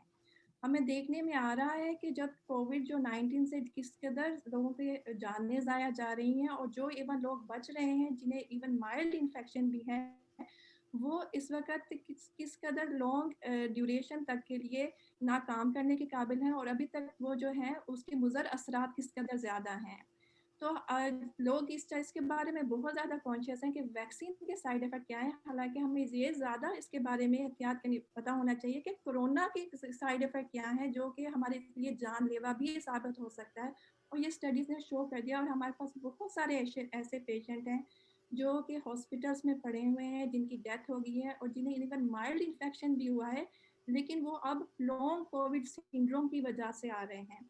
تو کرونا کے definitely long term side effect ہیں، اور ویکسین جو ہیں اس کے شارٹ ٹرم سائیڈ افیکٹ ہوتے ہیں، اور اس لیے لوگوں کو یہ ضرور جانچنا چاہیے کہ اس کے بینیفٹ یا اس کے نقصانات کیا ہیں، اور ہمیشہ یہ بات ذہن میں رکھنی چاہیے کہ جو وائرس ہے وہ ایک کلر ہے، جو ویکسین ہے وہ اس کا بچاؤ ہے۔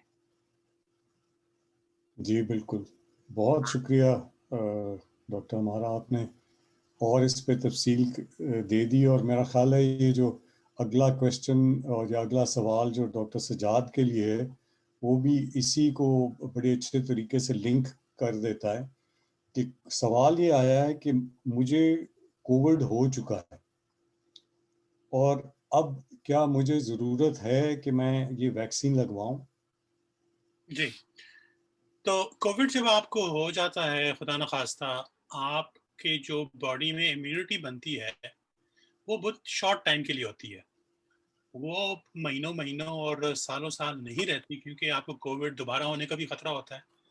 تو کووڈ 19 ویکسین آپ کو لگانی ہوتی ہے، آپ کو میرے خیال سے مہینہ کوئی ویٹ کرنا پڑتا ہے۔ اس کے بعد اگر آپ وہ ویکسین لگائیں گے تو آپ کو تھرو آؤٹ وہ باڈی میں ایک امیون ریکگنیشن سسٹم بن جاتا ہے، جو کہ نیکسٹ ٹائم جب وائرس آتا ہے تو وہ اس کو فائٹ آف کر سکتا ہے. آپ کی بیسیکلی وہی بات ہمارا ڈاکٹر ہمارا نے کی کہ آپ کے فوجی تیار ہو جاتے ہیں لڑنے کے لیے اگر وہ آپ پہ اٹیک کریں. جی بہت شکریہ. وہ اس کا جو اوور آل جو آپ نے بتایا ڈاکٹر سجاد وہ یہی ہے کہ یہ ایک ریگولر طریقے سے جس طرح فلو کے ویکسین لگتے ہیں اسی طرح کووڈ-19 کا بھی تقریباً اگر ہر سال یا جو بھی میڈیکل ہماری ریسرچ بتائے تو وہ اس کو رپیٹ کرنا ضروری ہے. بالکل جی. جی بہت شکریہ بہت شکریہ. ڈاکٹر ہمارا آپ کے لیے ایک اور کویشچن. میرا جو پہلا کویشچن تھا وہ انفرٹیلٹی کے بارے میں تھا کہ کوئی ویکسین اس کے اوپر کوئی مضر اثرات تو نہیں کرتی، لیکن جو اب کویشچن آیا ہے وہ یہ ہے کہ جو حاملہ خواتین ہیں یا جو دودھ پلا رہی ہیں بچوں کو بریسٹ فیڈ کر رہی ہیں ان کے لیے کچھ مضر اثرات تو نہیں ہیں ویکسین لگانے سے یا ہیں؟ بہت بہت شکریہ اکمل صاحب اس سوال کا. سب سے پہلے تو ہمیں یہ جاننا چاہیے کہ جو پریگننسی میں جو حاملہ خاتون کو جو بھی ویکسین آفر کی جاتی ہیں وہ نان لیونگ ویکسین ہوتی ہیں، جس کا مطلب یہ ہے کہ وہ جو بے جان وائرس سے بنی ہوئی ویکسین ہوتی ہیں.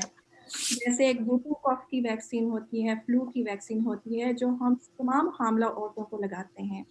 کرونا وائرس یا کووڈ-19 کی جو ویکسین ہے یہ بھی نان لیونگ ویکسین ہے، جس کا مطلب ہے کہ یہ بھی پریگننٹ عورتوں کو لگائی جا سکتی ہے. اب جہاں تک ریکمنڈیشن کی بات ہے کہ گورنمنٹ کی ریکمنڈیشن کیا کہتی ہیں، تو جب بھی ہم ٹرائلز کرتے ہیں کسی بھی ویکسین یا میڈیسن کے بارے میں تو پہلے جو آپ جنرل پاپولیشن کے اوپر ایک ٹرائل ہوتا ہے، اس کے بعد اسپیسیفک گروپس کے اوپر جیسے بچوں یا حاملہ عورتوں کے اوپر ٹرائلز ہوتے ہیں. تو ابھی اس جو ویکسین ہے اس کا ٹرائل حاملہ عورتوں کے اوپر نہیں ہوا ہے یا ابھی ہمارے پاس وہ فل اسٹڈیز واپس نہیں آئی ہیں، لیکن جو پری کلینکل ٹرائلز ہوئے ہیں جیسے میں نے پہلے بات کی تھی جو لیبورٹری کے اندر سائنسدانوں نے ریسرچ کی ہے اس کے اوپر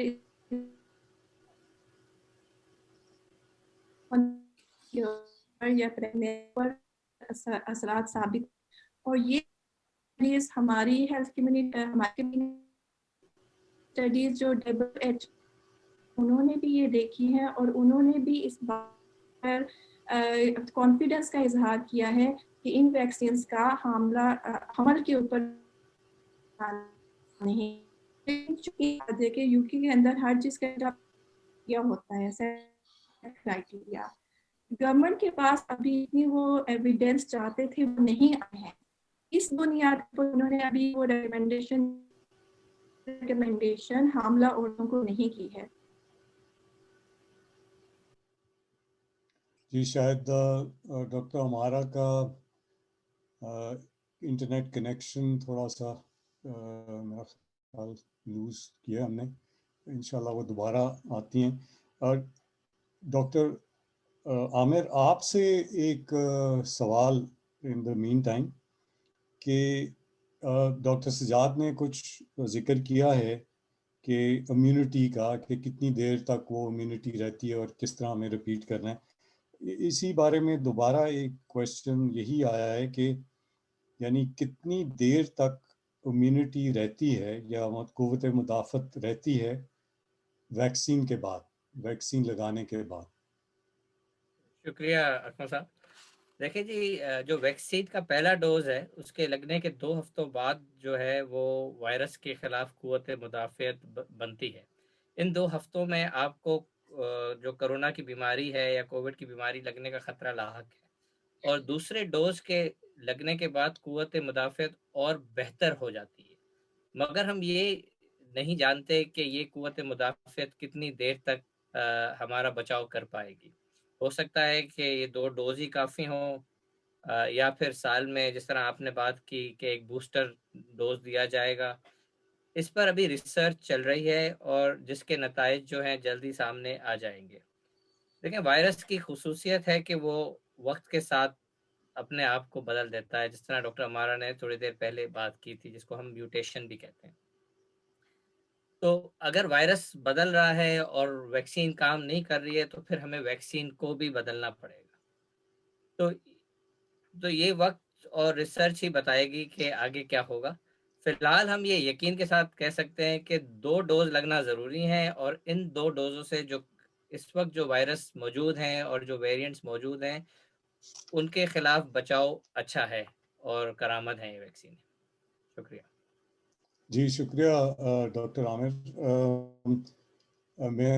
مجھے ابھی بس میسج ملا ہے کہ مفتی بلال صاحب کو جانا تھا کیونکہ انہوں نے امامت کرانی تھی عشاء کی، تو لیکن وہ پھر دوبارہ آئیں گے، اور اگر کوئی ان کے لیے بھی سوال ہوئے تو ہم ان سے ضرور پوچھیں گے. اگر ڈاکٹر عامر آپ یا ڈاکٹر سجاد، ایک میرے پاس ایک سوال آیا ہے کہ اگر ایک گھر میں بچے اور والدین، امی اور ابو اور نانا اور نانی ایک ساتھ رہتے ہیں، یہ بیماری کیوں جلدی پھیلتی ہے؟ جی کیونکہ اگر بچے بھی ہیں، نانا نانی بھی ہیں اور والدین بھی ہیں. جی میں اس کا جواب تھوڑا سا دے دیتا ہوں. جس طرح میں نے اپنی پریزنٹیشن میں بھی بیان کیا تھا کہ یہ وائرس جو ہے ڈراپلیٹ کے ذریعے پھیلتا ہے اور روزمرہ کی اشیاء کے ذریعے پھیلتا ہے. تو اگر ہم باہر جاتے ہیں اور کسی سے ہمارا کانٹیکٹ ہوتا ہے جس سے ہم وائرس وہ گھر میں لے آتے ہیں، اور گھر کی روزمرہ کی اشیاء کا استعمال ہو رہا ہے، تو یہ وائرس ہمیں نظر نہیں آتا ہے، اور بہت تھوڑی سی جگہ پہ کروڑوں کی تعداد میں یہ وائرس موجود ہوتا ہے. اور یہ وائرس پھر جس طرح میں نے پہلے بھی ذکر کیا اپنی پریزنٹیشن میں کہ جب ہم کھانستے ہیں تو یہ ہمارے منہ اور ناک سے جو قطرے نکلتے ہیں، اس کو ہم ڈراپلیٹ کہتے ہیں، وہ ہوا میں پھیل جاتے ہیں. اور جب اس آب و ہوا میں کوئی سانس لیتا ہے تو پھر اس کے جسم میں یہ وائرس داخل ہو جاتا ہے. وائرس بذات خود اگر کسی چیز پہ پڑا ہوا ہے تو وہ نہیں پھیلے گا جب تک کہ اس کو انسانی جسم نہیں ملتا. تو وائرس کو پھیلنے کے لیے یا ملٹیپلائی کرنے کے لیے ایک ہوسٹ ضروری ہے، جس کو انسانی باڈی چاہیے، اس کو ایک سیل چاہیے. تو اس لیے جتنے زیادہ لوگ ہوں گے گھر میں اتنی زیادہ رفتار سے یہ پھیلے گا. اور جتنا ہم احتیاطی تدابیر کا استعمال کریں گے، جس میں ماسک شامل ہے، ماسک پہنا اور ہاتھ دھونا اور فاصلہ رکھنا یہ شامل ہیں، اور باہر اپنے گھر کو صاف ستھرا رکھنا، سینیٹائز کرنا، تو اس سے اور کمروں کو ہوادار رکھنا، اس سے ہم اس وائرس سے بچاؤ یا اس کا پھیلاؤ کم کر سکتے ہیں. جی شکریہ ڈاکٹر عامر. ڈاکٹر سجاد میرا خیال شاید ابھی اسکرین پہ نہیں ہے، لیکن جی ڈاکٹر عامر آپ سے ایک اور کویشچن میں پوچھ لیتا ہوں جب تک ڈاکٹر سجاد یا ڈاکٹر ہمارا آتی ہیں. ایک سوال چیٹ باکس میں تھا کہ اگر سارے ویکسین ایک جیسے ہیں تو ان کے جو کامیابی کا یا اس کی ایفیکٹونیس کا وہ ریٹ کیوں ڈفرینٹ ہے؟ دیکھیں کہ کسی بھی ویکسین کو افیکٹو ہونے کے لیے یا پاس ہونے کے لیے 50% افیکٹو ہونا ضروری ہے، تب جا کے وہ ویکسین پاس ہوتی ہے. ٹھیک کی جاتی ہیں وہ بہت طریقے سے کی جاتی ہیں، ان کا اسٹرکچر الگ الگ ہوتا ہے، تو ان کے نتائج بھی الگ الگ ہوتے ہیں. اگر یہ ویکسین ساری ایک ہی قسم کے لوگوں کو ٹیسٹ کی جائیں تو ہو سکتا ہے کہ ان کے نتائج ایک ہی جیسے نکلیں، مگر کیونکہ اب جو ایسٹرازینیکا ویکسین ہے وہ یو کے میں بھی ٹیسٹ کی گئی اور برازیل میں بھی ٹیسٹ کی گئی، اور دونوں ملکوں میں نتائج الگ الگ آئے. اس کا مطلب یہ نہیں تھا کہ ویکسین جو تھی وہ ادھر الگ الگ دوسرے قسم کی ویکسین تھی اور ادھر دوسرے قسم کی ویکسین وہی تھی، مگر جس طرح کے لوگ اس میں شامل تھے اسٹڈی میں، جس طرح سے اس اسٹڈی کو اسٹرکچر کیا گیا وہ مختلف تھا، تو اس وجہ سے نتائج بھی مختلف آتے ہیں. مگر جو ویکسین 95% افیکٹو ہے یا 70% افیکٹو ہے، اس سے کوئی فرق نہیں پڑتا جب تک کہ ویکسین 50 سے اوپر ہے وہ پاس ہے. اس میں آپ کو صرف 50 نمبر چاہیے پاس ہونے کے لیے. جی بالکل آسان لفظوں میں یہ سمجھ لیں کہ ویکسین 50 سے اوپر والی جو ہے وہ بہت کرامت ویکسین ہے، تبھی جا کے وہ اپروو ہوتی ہے، نہیں تو وہ یو کے میڈیسنز جو اتھارٹی ہے اس کو اپروو نہیں کرتی ہے۔ ہمیں اپنے جو سسٹم ہے اس پہ بھروسہ رکھنا پڑے گا، اور اس سے ہم چلتے ہیں۔ ہم جب کوئی چیز خریدنے جاتے ہیں بازار میں، ایک کرسپ کا پیکٹ خریدتے ہیں یا کوک خریدتے ہیں یا کوئی بھی کھانے کی اشیاء خریدتے ہیں، یا ہم کوئی حلال کھانا ڈھونڈنے جاتے ہیں، تو اس پہ حلال کا سمبل دیکھتے ہیں یا اس پہ ہم وہ حلال کا سائن دیکھتے ہیں اور ہم خرید لیتے ہیں۔ ہم زیادہ سوال نہیں پوچھتے کیونکہ ہمیں اپنے سسٹم پہ بھروسہ ہے کہ یہ چیز صاف شفاف طریقے سے آئی ہے۔ اسی طرح ویکسینز جو ہیں وہ اس سے زیادہ پروسیسز سے گزرتی ہیں اور تب جا کے وہ آپ تک پہنچتی ہیں۔ تو ہمیں اپنے سسٹم پہ بھروسہ رکھنا چاہیے، اور انشاءاللہ اس ویکسینیشن سے ہم اس بیماری سے بچاؤ کریں گے، اور انشاءاللہ ہم اس کووڈ کی وبا سے باہر آ جائیں گے۔ جی انشاءاللہ۔ اصل چیز وہی ہے کہ اللہ پہ بھروسہ اور سسٹم پہ بھروسہ، اور اللہ سے ایک گمان یہ کریں کہ یہ شفا دے گا۔ بے شک۔ تو میرا خیال ہے اس میں کوئی شک نہیں، بالکل صحیح کہا آپ نے۔ ڈاکٹر ہمارا نے ہمیں پھر جوائن کر لیا ہے، اور امید ہے ابھی آپ سن سکتی ہیں۔ وہ ایک جو پہلا سوال تھا کہ جو حاملہ خواتین ہیں یا جو بریسٹ فیڈ کر رہی ہیں، تو ان کے لیے یہ ویکسین جو ہے اتنا ہی افیکٹو ہے یا ان کو کوئی احتیاطی تدابیر کرنی چاہیے؟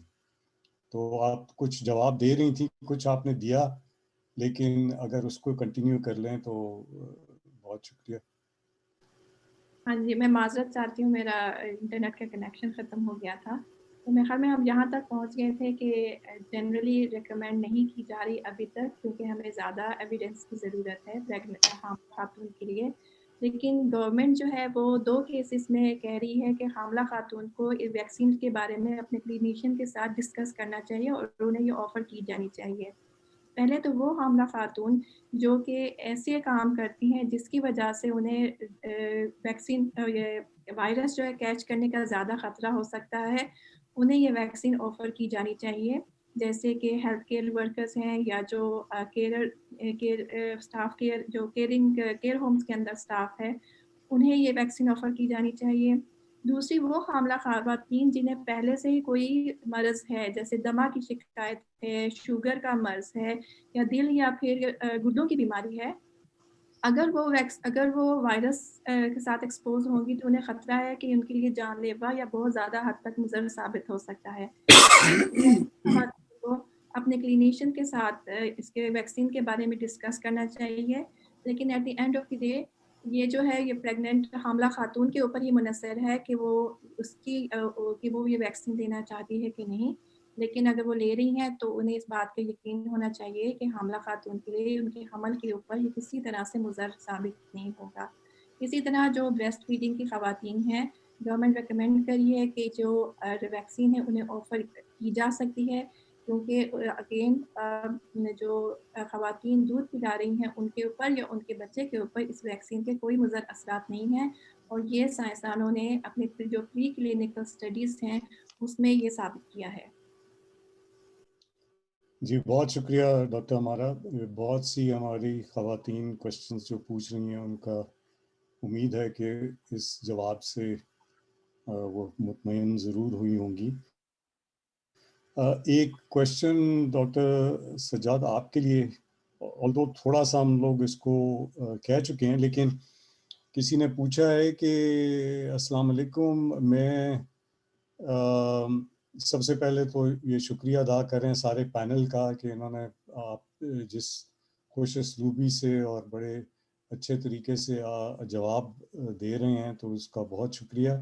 دوسرا وہ پوچھ رہے ہیں کہ وہ انتظار کر رہے ہیں آکسفورڈ ایسٹرا ویکسین کا، تو انہوں نے یہ آج کی خبر پڑھی ہے کہ یہ اتنا افیکٹو نہیں ہے اگینسٹ جو نیا ویریئنٹ ہے، جو کہ ہم پہلے اس کو بات کر چکے ہیں، تو اس کے اوپر وہ کچھ آپ سے کچھ ایڈوائس مانگ رہے ہیں کہ اس میں کوئی کس طرح ان کو ایکٹ کرنا چاہیے۔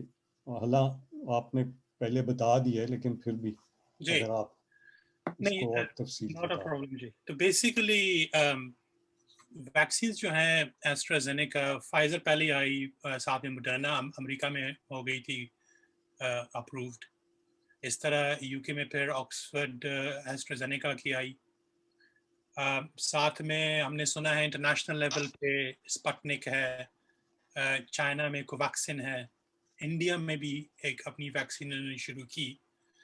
तो ये vaccine generally the most commonest variant, जो सबसे ज़्यादा आम वेरिएंट होता है, उसी को टारगेट करेंगी क्योंकि वो ज़्यादा है दुनिया में। अब जिस तरह डॉक्टर हमारा ने पहले बात की कि ये वायरस में कुछ चेंजेस हो जाती हैं, म्यूटेट कर जाता है या उसके डिफरेंट थोड़ा सा एक टाइप बन जाती है, डाइट वर्जन कहते हैं उसको आप। तो वो साउथ अफ्रीका में निकला और इस तरह यूके में भी एक वेरिएंट निकला, ब्राज़ील वगैरह में निकला। आजकल जो साउथ अफ्रीकन वेरिएंट का बना है ये थोड़ा सा डर कि ये वैक्सीन इफेक्टिव नहीं है, ये गलत है। ऑक्सफर्ड एस्ट्राजेनेका जो वैक्सीन है वो बिल्कुल असर करती हैं इस वायरस पे। फ़र्क ये है कि आप असर को डिफाइन कैसे करते हैं, आपके मतलब में असर है क्या? क्या आपको बीमारी बिल्कुल ना लगे वैक्सीन के बाद, या आपको सीरियस बीमारी से बचाए? तो ऑक्सफर्ड एस्ट्राजेनेका के बारे में ये कहा जाता है कि वो वायरस को, हो सकता है आपको वायरस लगे, लेकिन इतनी नौबत नहीं आएगी कि आप अस्पताल पहुंच जाएं, आपको अस्पताल में एडमिट किया जाए। हो सकता है आपको खांसी हो, बुखार हो, थोड़ा बहुत दर्द वगैरह हो, वायरस कर ले, लेकिन जो मोस्ट ऑफ द स्ट्रक्चर है वायरस का वो तो वही है। तो ऑक्सफर्ड एस्ट्राजेनेका उसके खिलाफ बिल्कुल काम करेगी। असल में हम में से जिसको भी मतलब बीमारी होती है, हम ये नहीं चाहते कि हम अस्पताल चले जाएं, और अगर उसको उससे ये बचा रही है तो ठीक है, हमारे लिए बेहतर है। साथ साथ वैक्सीन मॉडिफाई होती रहेंगी जिस तरह वक्त गुजरता है। हमारा जिस तरह मतलब फ्लू की वैक्सीन है हर साल निकलती है, तो वो पुराने फ्लू के लिए तो नहीं होती ना, वो तो उस साल जो नया फ्लू निकला होता है, नया वेरिएंट, वो उस पर असरअंदाज होती है।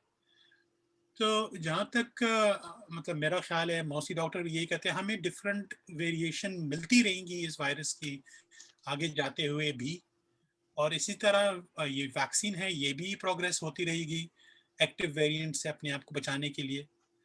तो इन शॉर्ट जवाब यही है कि काम करती हैं, बिल्कुल करती हैं। बहुत शुक्रिया। अकमल साहब, मैं जी थोड़ी जी सी इस पे जी थोड़ा डॉक्टर सा आमिर ऐड साहब। करना चाहूँगा। देखिए जी, जो वैक्सीन आपको मुहैया है वो आप लगवाएं, क्योंकि आप अगर उसको डिले करेंगे तो आपको कोरोना वायरस की बीमारी लगने का खतरा ज़्यादा हो जाएगा, वो ज़्यादा डेंजरस है। तो हमें जो मिल रही है वो लगाएं। आगे अब चलेंगी, स्टडीज आएंगी, इस तरह डॉक्टर सजाद ने कहा, तो फिर चीज़ें क्लियर होती जाएंगी और फिर नए वेरिएंट्स हैं या क्या है, बूस्टर डोजेस आएंगे। मगर इस वक्त हमारे लिए बहुत ज़रूरी है कि जो भी हमें मिले हम लगाएं, ताकि प्रोटेक्शन हो और बचाव हो। जी बिल्कुल, बहुत बिल्कुल सही आपने कहा डॉक्टर आमिर, डॉक्टर सजाद। और ख़ासकर आप देखें, हम जो सिर्फ मैं एक छोटी सी बात इसमें ऐड करना चाहूँगा कि देखें, NHS इस वक्त बहुत ज़्यादा पैसे इस पे खर्च रही, और यहाँ पे क्योंकि सब लोगों को, क्योंकि एक प्रिंसिपल है कि फ्री हेल्थ केयर है, और इसमें एक बेहतर से बेहतरीन मेडिसिन आपको मुहैया है, तो मेरा ख्याल है कि लोगों को ये ज़रूर सोचना चाहिए कि अगर यही चीज़ अगर कोई कॉस्ट हो, और फिर अगर उसमें कोई इस तरह की बहुत सारी ज़्यादा रुकावटें हों या अफोर्ड ना कर सकें, तो अल्लाह का शुक्र है कि एटलीस्ट यूके के पॉइंट ऑफ व्यू से हम सबको ये चीज़ अवेलेबल है। उसमें कोई किसी का किसी अमीर गरीब, किसी एथनिसिटी या किसी भी ऐसी चीज़ का वो नहीं है कि उसको पहले लगेगी या नहीं लगेगी। तो बिल्कुल डॉक्टर आमिर और डॉक्टर सजाद, जैसा आपने कहा कि जो अवेलेबल है और जब हमें मिल रही है तो उसको क्यों ना लगाया जाए। बहुत शुक्रिया। एक बहुत ही इंटरेस्टिंग सवाल है, और ये मेरा ख्याल में आप सबके लिए कोई भी आप में से जवाब दे सकता है, और इसमें پوچھا گیا ہے کہ ویکسینز کے اندر یہ مائکرو چپ کوئی ہوتی ہے جو تو مطلب مجھے جو ویکسین لگی ہے ابھی تک میں نے ایک موبائل فون کا بل میرا کم نہیں ہوا. تو یعنی 5G نہیں لگا ابھی؟ 5G مجھے ابھی شروع نہیں ہوا. اچھا. وہ آج کل ویڈیو چل رہی ہے کہ وہ چائنیز کی آواز میں بولتا ہے بندہ, کہتے ہیں مجھے ویکسین لگی ہے, تو پھر وہ شروع کرتے ہیں چوچا. تو یہ ایسی باتیں لوگوں نے بنائی ہوئی ہیں کہ 5G ہے تو پتہ نہیں کیا ہے, تو سینگ نکل آئیں گے. مزید کو مذاق تھوڑی ہے. مطلب اب اس طرح کی باتیں کو مجھے کیا انسان جواب دے بجائے خفا ہونے کے کہ یہ آپ کس طرح سوچ کیسے سکتے ہیں. شاید ڈاکٹر عامر یا ڈاکٹر ہمارا آپ اس کے اوپر کچھ کہنا چاہیں؟ جی بالکل, اس کا کوئی سائنٹیفک ایویڈنس موجود نہیں ہے. جو یہ مائکرو چپس ہوتی ہیں یا کیا یہ لیکوڈ فارم میں ویکسین میں کیسے جائیں گی, تو یہ آپ کی سوچ جو ہے اس کو ایکسیپٹ ہی نہیں کرتی, کوئی لاجک ہی نہیں ہے اس میں. اور گورنمنٹ جو ہے وہ آپ کو کیوں ویکسین لگائے گی کہ آپ کو مائکرو چپ دے, بنسبت وہ ایک ٹاور بنا دے, وہ سستا پڑے گا ان کو مائکرو چپ لگانے سے. تو یہ سب جو ہیں یہ فضول باتیں ہیں, اور اس پہ دھیان نہیں دینا چاہیے, اور ان کو خاص طور پہ تو سوشل میڈیا پہ ان کو شیئر بالکل نہیں کرنا چاہیے. یہ باتیں اصل میں جان کے لیے خطرناک ہیں, بیکاز آپ تو پھیلا دیں گے سوشل میڈیا پہ اس طرح کی باتوں کو, لیکن جس کو سمجھ نہیں ہے اس تک پہنچتے پہنچتے ہو سکتے وہ فیصلہ ہی کر لے کہ میں نے نہیں لگانی. کل کو اس کو کرونا ہو جاتا ہے, خدا نہ خواستہ اس کو تکلیف پہنچتی ہے, مر جاتا ہے, اس لیے کہ وہ ویڈیو دیکھی تھی اس نے کہ جس میں کہا تھا کہ جی 5G ویکسین ہے تو اس نے نہیں لگائی. اس کے ذمہ دار کون ہوگا پھر نا؟ تو ہمیں بہت سوچ سمجھ کے, وہ نبی صلی اللہ علیہ وسلم کی بات ہے کہ سنی سنائی بات کو بغیر تصدیق کیے آگے مت پہنچائیں. تو اگر ایک بات کی تصدیق نہیں ہوتی تو آپ اس کو نہ کریں. تو یہی مطلب میں ایک مشورہ ہی دوں گا. جی یہ تو ایک بہت بڑا آپ چیپٹر کھولیں گے اگر اس کے سوشل میڈیا کی جو ایتھکس پہ.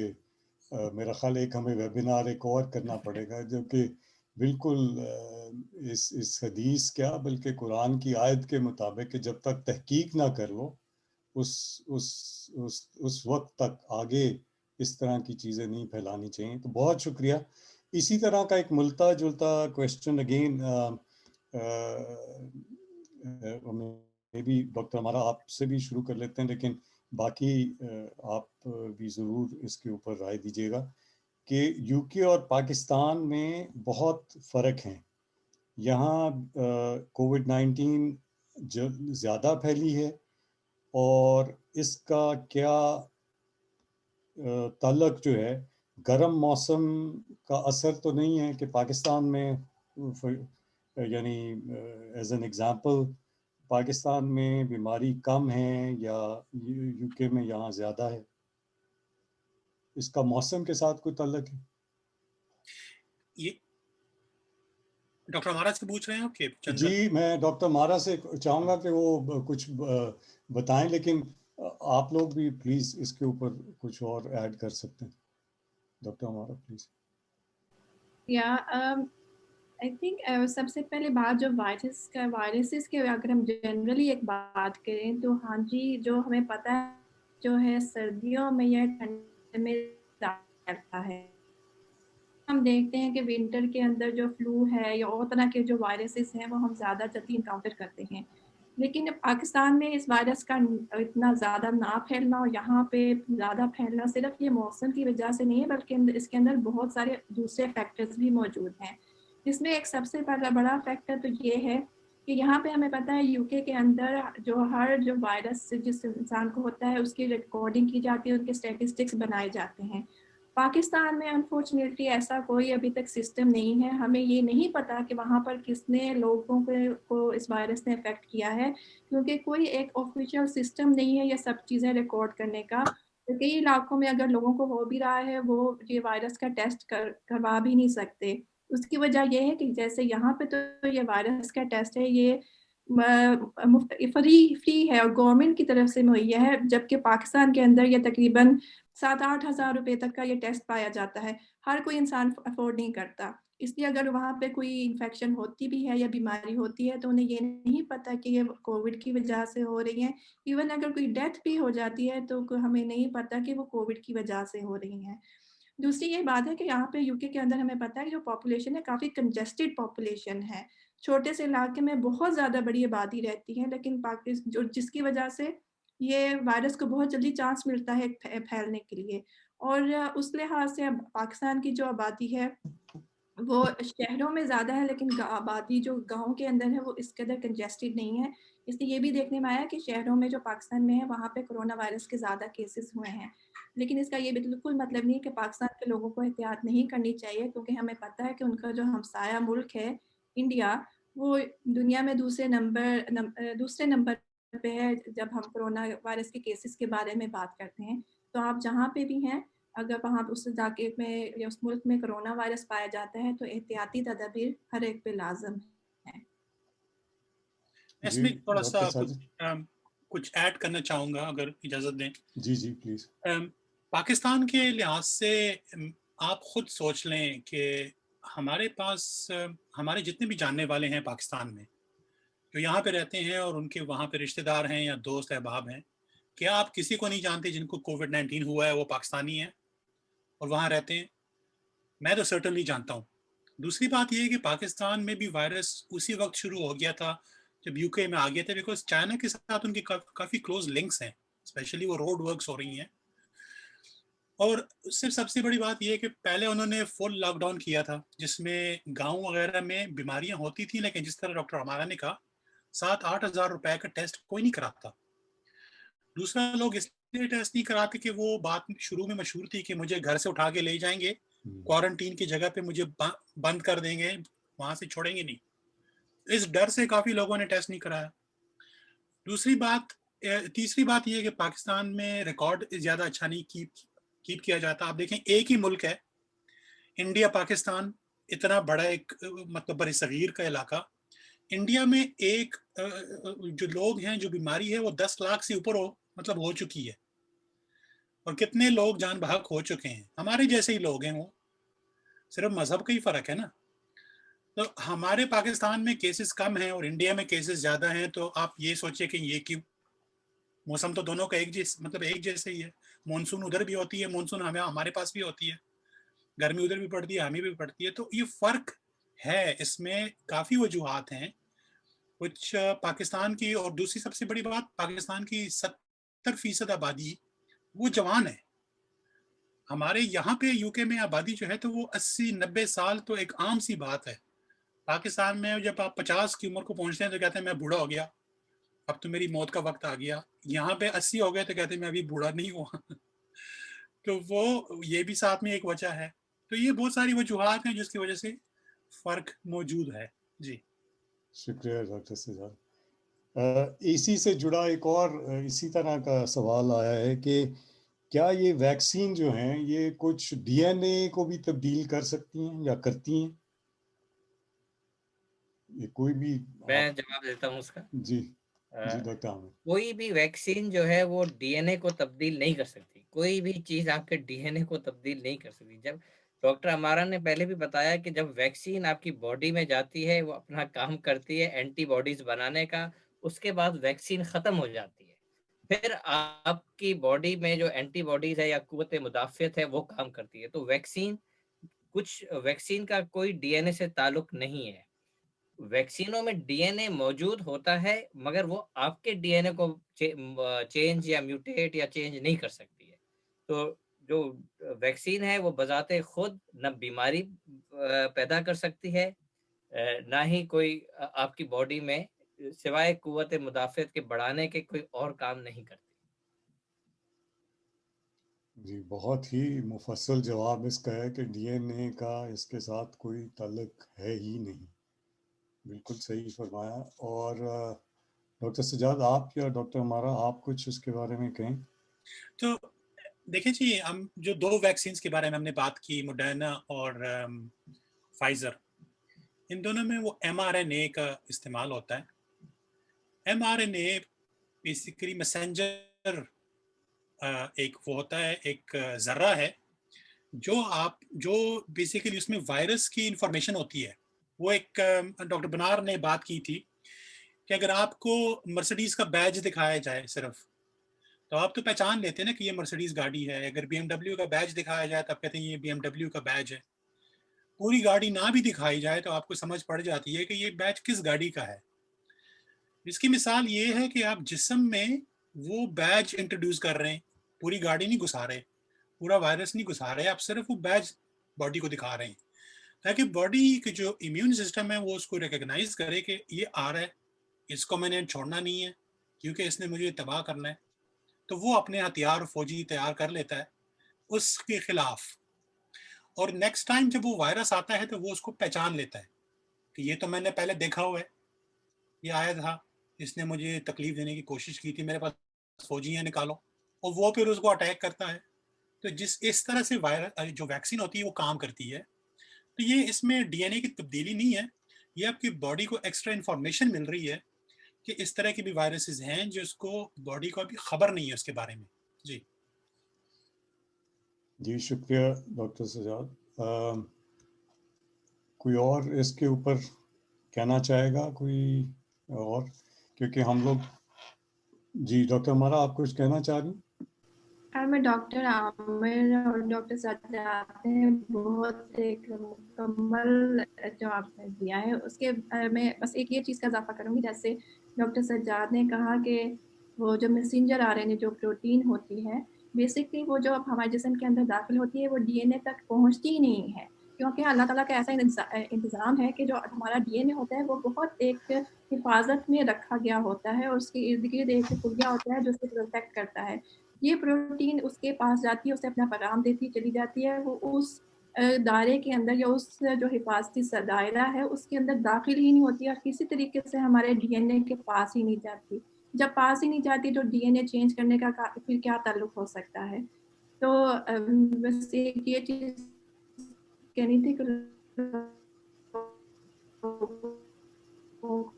اس کے بارے میں کوئی شک نہیں ہونا چاہیے کہ یہ کسی ہوتی، ورنہ تو جنہوں نے ویکسین لگائی ہوئی ہے کسی کا تیسرا بازو نکلا ہوتا ہے، کسی کے اوپر تیسری آنکھ نکلی ہوتی ہے، ہم سب نے ویکسین لگوائی ہے، الحمدللہ ہم آپ کے سامنے موجود ہیں. جی بہت بڑی بات ہے، اور میرا خیال ہے اس سے بڑی گواہی تو اور کوئی نہیں ہو سکتی کہ آپ نے سب سے پہلے ویکسین لگوائے.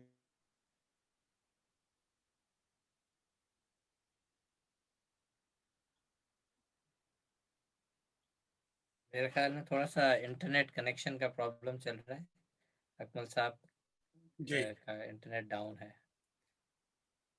تو ایک سوال آتا ہے کہ اگر آپ کو کوئی الرجی ہے تو اس صورت میں آپ کو ویکسین لگانی چاہیے یا نہیں لگانی چاہیے. تو جی اس کا جواب یہ ہے کہ اگر آپ کو ویکسین میں موجود کسی بھی اجزاء سے کوئی الرجی ہے تو پھر آپ کو پہلے جانچ، جس کی اس اجزاء اس الرجی کی پہلے سے آپ کو جانچ ہے، تو پھر آپ ویکسین لگانے سے پرہیز کریں اور ایڈوائز لیں اپنے ہیلتھ پروفیشنل کی. مگر ویکسین جو ہے جو فائزر کی ویکسین تھی جب وہ آئی تھی تو اس میں تھوڑا سا ڈاؤٹ تھا کہ جس کو کوئی سیریس الرجی ہو تو وہ نہ لگوائے. مگر جو یو کے کی ہیلتھ ریگولیٹری اتھارٹی ہے انہوں نے اس کو چینج کیا، اور جو نئی ایڈوائز آئی تھی 30 دسمبر کو وہ یہ تھی کہ صرف اگر آپ کو ویکسین کے کسی اجزاء سے پہلے سے الرجی ہے جس کی جانچ آپ کو پہلے سے، تو پھر آپ ویکسین نہ لگوائیں، ورنہ آپ اپنی ویکسین ضرور لگوائیں. جی شکریہ شکریہ.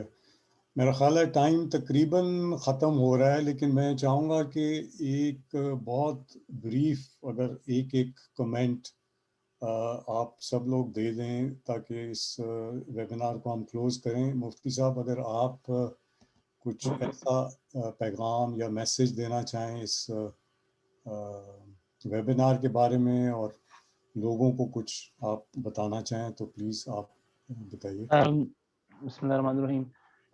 دو باتیں ہیں. سب سے پہلی بات تو یہ کہ آپ صلی اللہ علیہ وسلم کی حدیث ہے کہ جہالت کی جو دوا ہے وہ سوال ہے.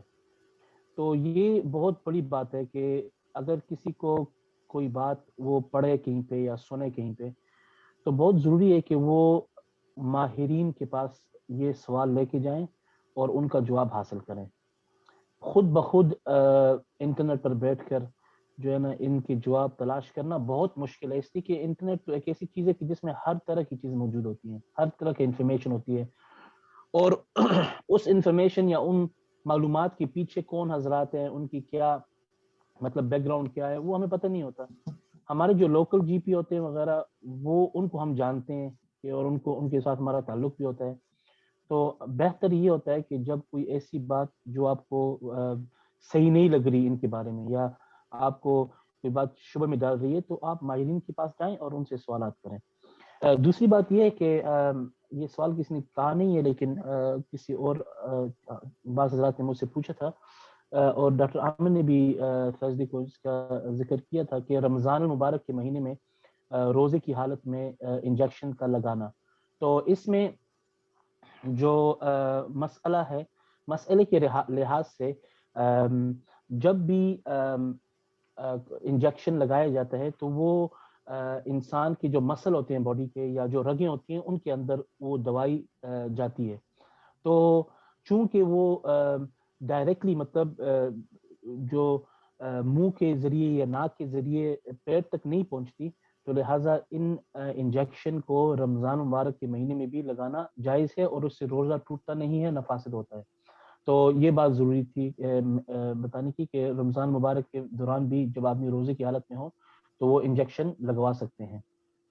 اور دوسری بات کسی نے بولی تھی کہ انسانی اجزاء، تو انسانی اجزاء اس جیسے ڈاکٹروں نے بھی کہہ دیا ہے ابھی تک ماشاءاللہ ڈاکٹر عامر صاحب نے بھی پریزنٹیشن کی ہے، تو اس ویکسین میں چونکہ انسانی اجزاء ہے ہی نہیں تو اس پر مجھے کچھ کہنے کی ضرورت نہیں ہے. لہٰذا بس یہی ہے کہ آپ پروفیشنلز اور جو آپ کے ڈاکٹر ہیں ان سے رابطے میں رہیں. جزاکم اللہ خیر. بہت شکریہ مفتی صاحب، بہت ہی آپ نے ساری چیزیں اور خاص طور پر جو رمضان کا آپ نے ذکر کیا کیونکہ ایک بڑا ہی امپورٹنٹ اور بہت ہی ضروری پیغام آپ نے دیا ہے کہ اس سے روزے پہ کوئی اثر نہیں ہوتا. تو بہت شکریہ مفتی صاحب، اور آپ سے بلکہ دعاؤں کے لیے بھی درخواست ہے کہ سب لوگوں کے لیے جو اس وقت بیمار ہیں یا اس دنیا سے اس بیماری کی وجہ سے چلے گئے ہیں تو آپ ان کو بھی ضرور دعاؤں میں سب یاد انشاءاللہ رکھیں. سب دعاؤں میں یاد تعالیٰ رکھیں انشاءاللہ ایک جی دوسرے کو. انشاءاللہ. مفتی صاحب بہت شکریہ. ڈاکٹر عامر آپ کچھ آخر میں کچھ کہنا چاہیں گے؟ جی میرا تو بس ایک ہی میسج ہے، ویکسین لگاؤ، کرونا کو بھگاؤ. بہترین میسج، بہت ہی اچھا میسج. جی بہت شکریہ ڈاکٹر عامر. ڈاکٹر سجاد. جی اکثر اوقات یہ ہوتا ہے کہ آپ ویبینار جب ختم ہو جاتا ہے پھر بات یاد آتی ہے کہ مجھے یہ پوچھنا چاہیے تھا یا میں یہ پوچھنا بھول گیا. تو آپ اس طرح کر لیں کہ نوٹ کر لیں اپنے ساتھ. کچھ سوشل میڈیا کے پیجز ہیں ہمارے، مسلم ڈاک قمری، جس میں فیس بک ہے، انسٹاگرام ہے، ٹویٹر ہے. اس کو چیٹ میں لکھا ہوا ہے، یہ اپنے پاس نوٹ کر لیں، اس کو فالو کریں. کوئی سوال ہو ادھر سے ہم سے پوچھ لیں، انشاءاللہ آپ کو جواب مل جائے کریں گے. میری طرف سے اللہ حافظ. بہت شکریہ ڈاکٹر سجاد، بہت شکریہ. جی بالکل. ڈاکٹر ہمارا کلوزنگ ریمارکس آپ. میرے پاس پچھلے دنوں ایک آنٹی آئی، انہوں نے کہا کہ میں نے فائزر ویکسین نہیں لگوانی، میں نے ایسٹرازینیکا لگوانی ہے. میں نے کہا آپ نے یہ کیوں لگوانی ہے؟ کہتی میری دوست نے یہ لگوائی ہے اور وہ کہتی یہ اچھی ہے تو میں نے بھی یہی لگوانی ہے. میں نے ان سے پوچھا آپ کی دوست نے یہ بتایا ہے کہ یہ کیوں اچھی ہے؟ تو کہتی نہیں، بس اس نے کہا، اس نے لگوائی تو میں نے بھی یہ لگوانی ہے. تو میرا یہ سب کو پیغام ہے کہ ایز اے مسلمان ہمیں قرآن مجید میں کہا ہے کہ غور و تدبر کریں، غور و فکر کریں. آپ سے اگر کوئی آپ کو یہ بات کہتا ہے کہ یہ پریگنینسی کے لیے اچھی نہیں ہے، انفرٹیلیٹی کے لیے اچھی نہیں ہے، پوچھیں کیوں نہیں اچھی ہے. صرف یہ سن کے یقین نہ کر لیں ہاں یہ نہیں اچھی ہے. اور اگر آپ کو وہ جواب نہیں دے سکتے تو آپ ان لوگوں سے پوچھیں جنہیں پتہ ہے، کیونکہ جو لا علمی ہے وہ ڈر پیدا کرتی ہے، اور یہ جو ڈر ہے یہ پھر آگے اور زیادہ نقصانات کر سکتی ہے. تو میرا سب کو یہی پیغام ہے کہ تھوڑا سا اس کے بارے میں غور و تدبر کیا کریں، پوچھا کریں کہ اگر کوئی کہہ رہا ہے تو وہ کیوں کہہ رہا ہے، اس کے پیچھے وجہ کیا ہے، صرف ویکسین کے بارے میں نہیں، ہر چیز کے بارے میں، اور ایز اے مسلم یہ ہماری ڈیوٹی بھی ہے اور اللہ تعالیٰ کا حکم بھی ہے. تو اللہ تعالیٰ آپ سب کو اپنے حفظ و امان میں رکھیں. آپ کا بہت بہت شکریہ. جی بہت شکریہ. کیونکہ تقریباً 10 منٹ اوپر ہو گئے ہیں، تو میں سب سے پہلے اس پیغام کے ساتھ کہ آپ لوگ اللہ تعالیٰ آپ کو سب کو اپنی حفاظت میں رکھے. جو لوگ بھی آج اس ویبینار میں شریک ہوئے ہیں، اسپیشلی جن کے سوالات ہمارے پینل نے بڑے ہی تفصیلی دیے ہیں اور اپنا ٹائم نکالا اس چھٹی کے دن، تو سب سے پہلے ان لوگوں کا شکریہ جنہوں نے اس ویبینار میں شرکت کی. دوسرا اپنے سارے پینل ممبرز کو، ڈاکٹر عامر، ڈاکٹر سجاد، مفتی بلال صاحب، ڈاکٹر ہمارا، ان کا بھی بہت شکریہ کہ آپ نے بہت ہی اچھے طریقے سے، بڑی صبر سے ایک بڑا ہی اچھا پیغام ساری کمیونٹی کو دیا ہے. تو اللہ تعالیٰ آپ لوگوں کو جزائے خیر دے. اور سب سے امپورٹنٹ آلسو جو ڈاکٹر بنار اور ڈاکٹر اماد اور ان کی جو ساری ٹیم ہے، اس کو میں بہت شکریہ کرنا چاہتا ہوں. ڈاکٹر قاسم کو، کیونکہ انہوں نے ایک بڑا اس ویبینار کا فلو رکھا. کویشچنز جس طرح آتے گئے وہ بھی چلتے گئے، اور اس میں ایک بہت ہی انفارمیٹیو، یعنی بہت سحر علم جو جس کا مفتی صاحب نے بھی اور باقی پینل ممبران نے بھی کہا کہ جتنے جو علم والے ہیں ان سے ہمیں استفادہ کرنا چاہیے، اس سے مستفید ہونا چاہیے، بجائے یہ کہ ہم اپنی ساری ریسرچ کریں. تو میں اس امید کے ساتھ کہ اللہ تعالیٰ ہم سب کو خیریت سے رکھے اور اس بیماری کو اللہ تعالیٰ بڑی جلدی ہمارے ملکوں سے اور ہماری جتنی بھی فیملیز سے اور جن کو ہے ان کو اللہ تعالیٰ شفا دیں، اور ایک دوسرے کو پھر ملنے جلنے کا سارا ایک وہ سلسلہ شروع ہو. لیکن جب تک ہمیں اس چیز کے لیے پتہ نہیں لگتا، اس وقت تک احتیاط جو ہے بہت ضروری ہے، ویکسین بہت ضروری ہے. اور سب سے بڑھ کر ڈاکٹر عامر کی اجازت کے ساتھ ان کا سلوگن کہ ویکسین لگاؤ، کرونا کو بھگاؤ، سب سے اصل میسیج یہی ہے. بہت شکریہ سب لوگوں کا. اللہ تعالیٰ آپ کا محافظ ہو اور ہمیں خیر و عافیت سے دوبارہ ملائے انشاءاللہ. السلام علیکم ورحمۃ اللہ وبرکاتہ.